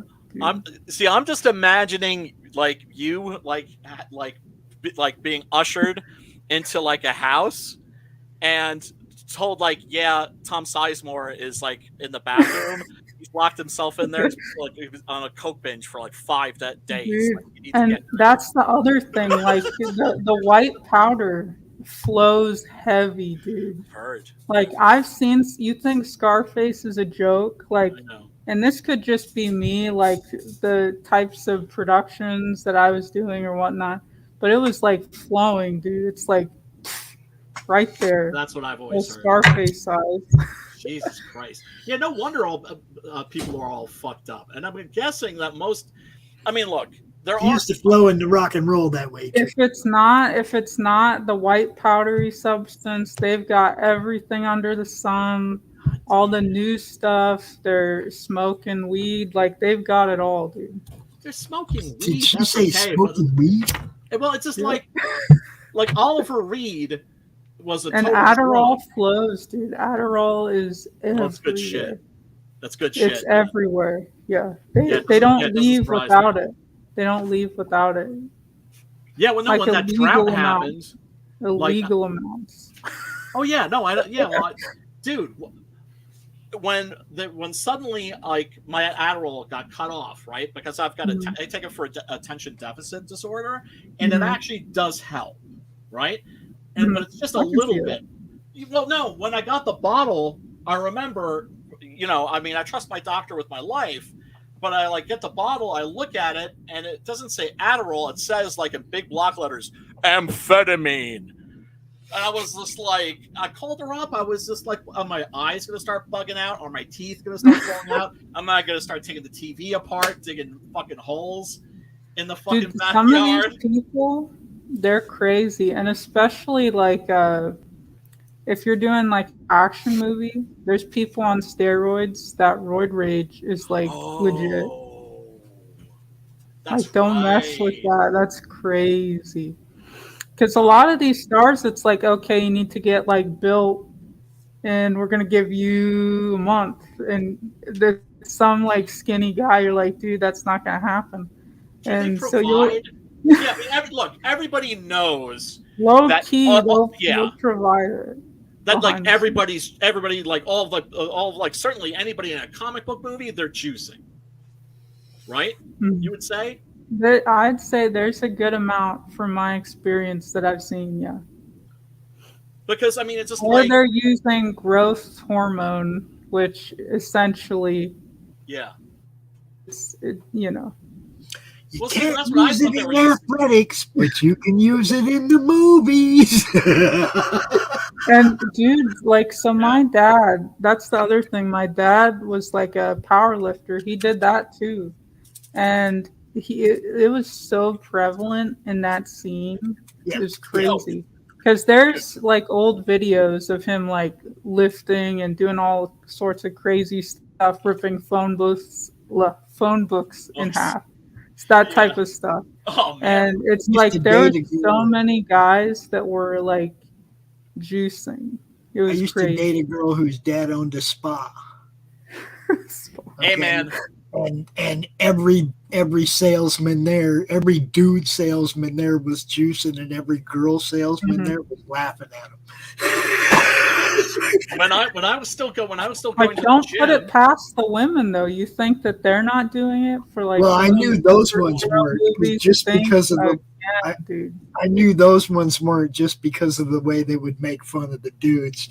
You know, it was like you could tell, oh, they're not into that because they're just capping on those dudes left and right. Yeah. Talking about them punching each other in the ass and shit. It's like, oh! They meant with the needle, but you know what I'm saying? It's like they called it punching them in the ass. It was. All I'm saying is that I could always tell just very easily who was juicing at my gym.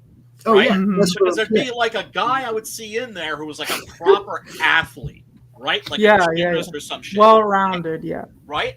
And he looked like he was in shape, but he wasn't jacked, and he was he always didn't look working. like the Hulk. Yeah. And then I see these other guys who will like do a couple of reps, go out and smoke a cigarette.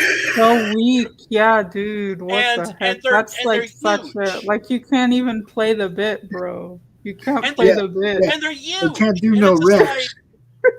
They can't do no reps. They can't lift. Well, they have no you ask them to bench 300, they can't even get it off the thing, dude. That's dude, so what do you think? Fucking, they have no.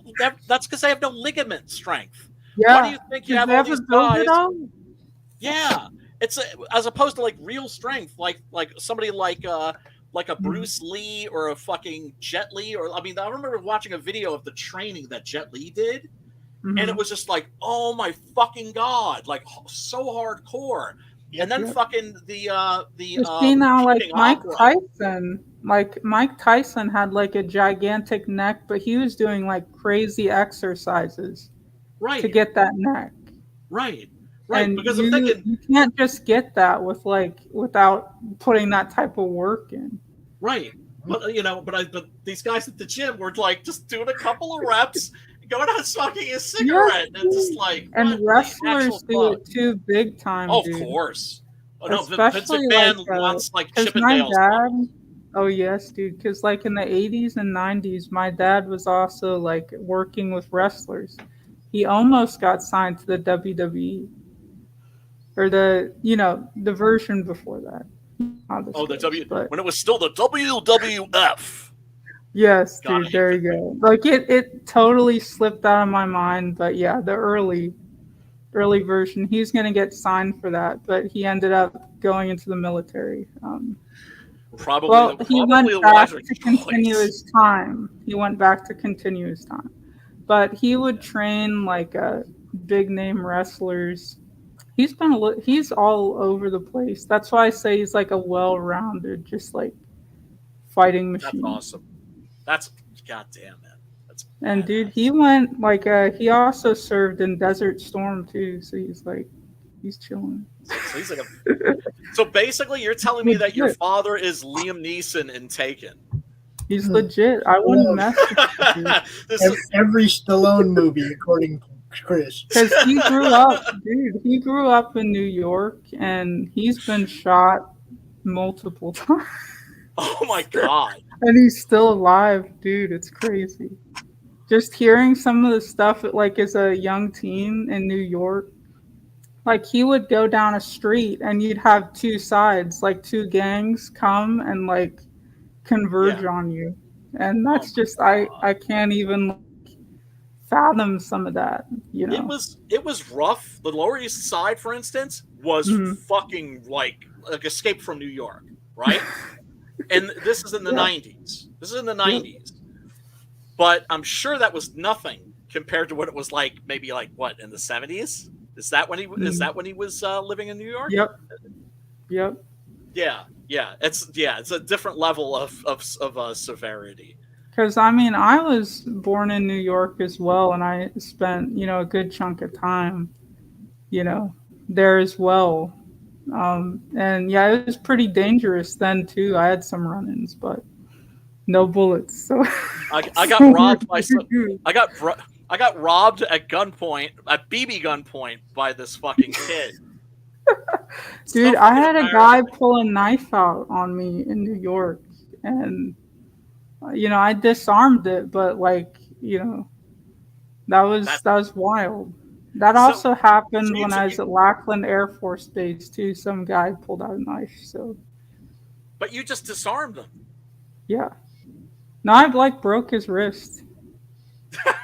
Badass. That's awesome. You see, that's when you know a real martial artist, when they'll say like, "Oh yeah, this guy had a knife. Yeah, so I took the knife away from him. That that's the first thing I did." And they just say it very casually. It's like, yeah. Well, it helps when you like get this instilled in you when you're like a kid. Yes. Yes. I don't 'Cause then when understand it's why time more to people go, don't do that with their kids. It's time to go. Oh, Jesus Because Christ. it's not safe out there sometimes, dude. Like, you miss the last bus in New York, like, you're in trouble. You know, like in the 90s, it's like, oh, dude, no, like, last bus. And then you have to walk all the way to get back to your house, dude. It's like pitch black. You know, the streets are looking shady. There's like some fog going. You're like, ooh, this isn't safe at all. I remember on the Laurie side that there were certain sides of certain streets that you would walk you don't go times a day. Yeah, you don't go. Right? Yeah. Where it's just like you'd make those distinctions. Like my situation was fucked up because I was living in the area where basically the cops said, "All right, you could sell like heroin, when the but cops only aren't even going there, neighborhood." you know that's bad. The cops won't even pull. Yes. It was Clinton Street, man. Holy fucking shit. Dude, yeah, no, I mean, I was young. I was in my 20s, so I was fucking stupid. I was. And you didn't know about that. Gotcha. No, I mean, it's just like, I admit it freaked me out the first time I heard what sounded like firecrackers, followed by a blood-curdling scream. Dude. And some of this stuff, like, it's also kind of like negotiating, like talking people down. Yeah. And I've had like instances where there's like a ton of people, but you talk them down just right, they'll disperse. Not all the time, but like sometimes. So it's like you have to have that authority in your voice. I'm actually really good at that. I'm actually you'll actually disarm people, and they'll be like, "Whoa, wait, what's going on?" Like they're not like scared right now. Right. Yes. No. It does. It is good if you have the ability to be like, whoa, whoa, whoa, whoa, whoa, whoa, whoa, whoa, whoa, whoa. But you have to have the skill for that too. You have to actually be able to like, throw down. I'm lucky. I'm big. Right? I'm a big dude, so people will sort of. I think that's maybe one of the reasons I'm good at getting people to listen to me. Mm-hmm. But like you have to be craftier as a chick, because like there's other. Exactly, because you don't have the physical intimidation factor. Because sometimes I think I'm getting through to people, and then instead it's probably them just going, "Oh, I don't want to fuck with this." Yeah, like your voice can't crack at all. You have to like 100% that. Because the minute like there's a little squeak boom, like they're on it. No, you have to go into what I call professional wrestler mode. Yeah. Right. Like sometimes you could like if you're in a situation where you have to have that script too, like because my dad would be like, if you get into a situation, here's what you say. And that most of the time will get people to back off. So you have to like go in, you have to like play a character, and it's like, dude, like, I'm gonna do this. Like, whoa, okay, like yes. Yeah, exactly. Yeah. No, it's the same thing when people try to start fights with me at bars. They'd insult me, and then I would just get nose to nose with them and insult them back. And then they would back down. Personal space, yeah. And then they would back people down. Hate that, but again, you have to like study the person. If it looks like they're a person that you can just get into their personal space and they'll back down, right? Then that's good. But some people, you get into their personal space, and that's like game on. So you kind of have to like quickly assess. People. Yeah, well, obviously, but some dudes, they're like trigger happy. You get close, it's like, dude, boom. It depends on the guy. Depends on I mean, if it's a redneck, it's a redneck. Depends on how I read your intent. If I read your intent from 10 feet away as bad, when you get within striking distance, that's what I'm stopping. Okay, you're not getting in my personal. And you have to do that so quick. Like, okay, this guy seems like this. So me actually getting in his personal space is going to set him off compared to somebody else. It'll, disarm them. Yeah. No. If you're that's the one type of person, even like the most hardened criminals and like the hardest prisons in the world are terrified of, is a lunatic. Yep. And sometimes, like, the thing about fighting is you do have to know when to back down when you've done all those things and it's not working. It's time to get those quick feet. Yes, no, all time true to martial parkour artists, that right out of there, dude. all true martial artists are not about kicking ass. It's just about defend yourself and then run. Because it's like, I've got to assess, it's like, can I take this guy? And then it's like, can I take the other guys too? And it's like, okay, that's when you need to, you know, book Peace it. out. God damn, man. Like, I'm gone, dude. I'm gone. I mean, but that's where you need the training, and you know, because like my dad had training where he was like running on hot coals, and he'd have to like run in circles, and then he'd have some other stuff that they'd have him do. So like that would get you trained up for like if you're on the hot asphalt, you're running. That's not gonna phase you. God damn. Like your feet are messed up, dude. They're not gonna feel anything when you're. That's like some Shaolin Temple level shit. Dude, he's done it. Like, God damn, man. He's crazy. Just objectively, it's like that's insane. He's had a crazy life for sure.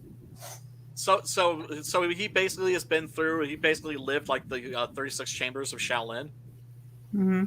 Like that, that kind of level. Yeah, of training. Like he was like his, you know, his masters and stuff. Like this is some old school stuff. Like they'd actually hit you and you draw blood during training. God. Oh my god. Yeah. Oh, He's got the scars to show it. Damn, I'm way too much of a pussy to do something like that, man. That's the thing. Now he just chills and does fight choreography for movies and stuff. Like that's awesome. That is awesome. Yeah, no, I mean, I remember this is like a total non sequitur, but I just remember watching like the audio commentary to a movie. I forget which one it was, and the guy's like, "Oh yeah, this guy that I'm gonna fuck up here. He's my martial arts instructor." Yeah, did you see what I just did to him there and how I got the knife out of his hands and all that? He's like, yeah, I could not do that to him in real life. He would hurt me. Because what's also wild is if you want to go somewhere to train with like a master, like a legit ninjutsu master. Yeah. They put you through like trials and stuff. So they start weeding out their class essentially. Right. Till you get to like the last 2 to 3 people that are actually ready to progress to the real training. God damn. That's how they do it in Asia. So if you want to train with them, you also have to prove yourself. Right. God damn. So it's no joke. That's some manly That's shit. like you're gone for 6 months to a year. Like it's dedication for the real stuff.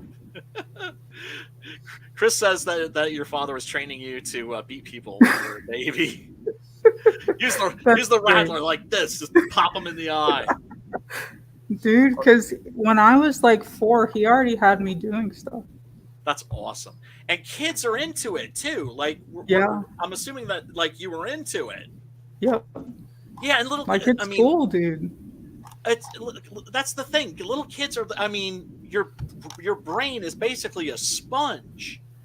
And it gives kids like, because I remember there was this one guy, like a comic publisher, who was just like, oh, like I'm scared because my daughter wants to take karate or kung fu, which means that she must want to hurt people. And I'm just like, what? Have you seen those videos where people come up to like snatch women or children and they pull up so quick and they like go to grab? It's like a couple seconds gone down the street. Yes. Like you have to be careful because that's like the rate of return on that is like bad. Oh my like God. You're dead within a couple hours a lot of times. So like that's no joke. That's your couple of seconds to like fight, and if not, it's probably like, you know, the odds aren't looking too good. Best to hoof it. No, seriously, like every like real martial artist I've spoken to, because I've always just been a dabbler, Every like really legit guy is just like, you ask them like, what should I do in a fight? And they're all like, run, tuck your way out of it, right? Because you really have to assess like multiple people. Like that's like you might as well. But it's awesome that if you have to hit somebody, then you really know how to hit them. Yeah, and like the other thing that like that you would do too is that my dad, his masters would have him like actually hit stone walls and do that for like hours. Well, you have so, to like, build your up to that. Are bloody, yeah. It's know obviously you build up to that, but when you get there, that's like lethal. Oh God. No, I've seen like those that people, punch like their knuckles look like one big knuckle. Have you ever seen that? Dude, yes, that's kind of what his do. It's like, so then when you actually like square up, you see that, you're like, I don't know. Well, you know what that is. Well, you know what that is. Look at his knuckles. Look at his knuckles, and you're like, I'm out. You know. It's always it's the one big knuckle. It freaks me out. Yeah, but I mean, it's all about building bone density. It's like why in Thailand the Thai kickboxers beat on banana trees with their legs because it creates micro fissures, and then the micro fissures fill with calcium deposits. And basically, it's just like turning your bones into like bludgeoning weapons. Yep, dude. So like you've seen those videos where like the Shaolin monks will like hit each other in the balls. Yes. Like you see that? Yes. Yeah. Where they can actually suck their testicles, which I remember seeing in a Shaw Brothers movie. It was represented by these eggs like going up in the air, right? Yep. And you probably know the movie I'm talking about. And I always thought that was bullshit. And then I'm watching this martial arts documentary, and the guy's just like, kick me, like in the balls. Yeah. Again, harder. Like, you think, like, and I'm not a guy, but, like, think if that's you, you're basically, like, unstoppable. Yes. Like, in my opinion, dude. Like, nobody can just kick you in the balls and you sack you. Like, that would actually, like, my dad has said that has, like, made like dudes run. Like he said he had 3 guys. They did that and they just ran because they're like, dude, like amazing. How do you fight a guy like that's amazing? In the balls. No, I mean, like, I remember in this documentary, the kung fu practitioner was like to the host. He was just like, here, like if you're not like squeamish, you can take your fingers and feel. And the guy's just like, there's nothing there. Wow. Yeah. On that note, guys, I gotta go, bro. I gotta fucking down. God damn. Anyway, we should wrap this up. Crystal, yeah, my nuts are starting to hurt. For hanging out. You know you are always welcome here to chill, sister. Very cool. Yes, and Pops, are you going to take us out with like the promos and all that shit? Yeah, I can play a few things, I guess. What should we play? All right. Oh, no, wait, hold on a sec. First, Crystal, tell these people, these fools, where they can find you. Well, you can find me on Twitter at Crystal McGee, just how it looked on the screen a little bit earlier. You can also find my comic on Indiegogo, The Good Night, Paradise Lost. If you like some nasty horror fantasy combo, we've got that for you. So, like, you'll have medieval knights, some biblical, stuff going on too. So that's pretty nifty. And yeah, that's pretty much it. Yes, it basically...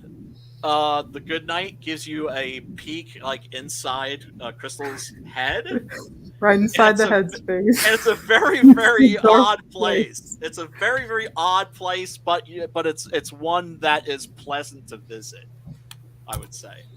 But yeah, it baffled me, but I loved it. Dude, it's only gonna get nastier because we have like some nasty humanoid like cockroach guys. That it's like a weird like body horror type thing going on. We've got like crazy stuff. So oh shit. Stay tuned. But yeah, Crystal, thanks for coming on. And your YouTube game is improving, sister. So you know, I'm very proud of you. And Pops, tell people where they can find you as well, sir.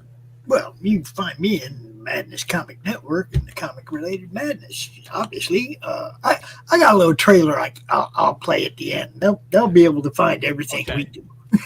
All right. Crystal, once again, thank you so much for hanging out. Everybody in the chat, thank you so much for hanging out. We really do appreciate you. Smash that like button, smash the subscribe, ring a ding ding dong the bell.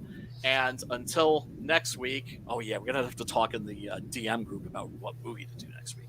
But until next week, peace, love, and metal.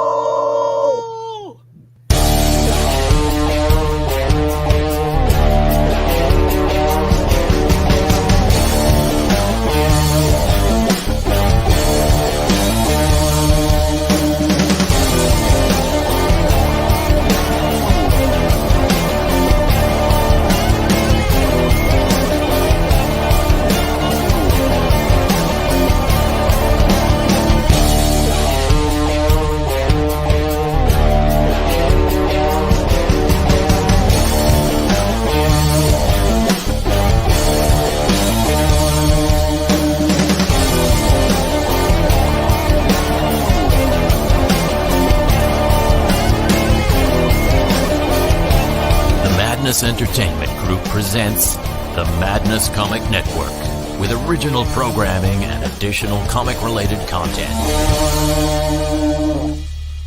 The Civil War was America's bloodiest conflict. Over 500,000 died to preserve national unity. When the war ended, Confederates like Harley Brogdon headed west, shooting game for the Army and gambling. When a card game turns deadly, Harley shoots in self-defense, killing the card sharp who threw down first. Wilfred Knorr, the card sharp's wealthy father, will stop at nothing to see Harley hang. Harley flees to Cobb's Gap, an old silver mining town at the foot of the Rockies. A remarkably peaceful town, especially after dark. But the sheriff harbors a dark secret, and no one dares go into the mines anymore. Cobb's Gap is full of secrets. People speak in hushed tones of something in the mine. Something worse than their cursed sheriff. Something even the Indians fear from the deepest pits of hell. Every secret will be exposed. Bronze Star. Order your copy at bronzestarcomic.com.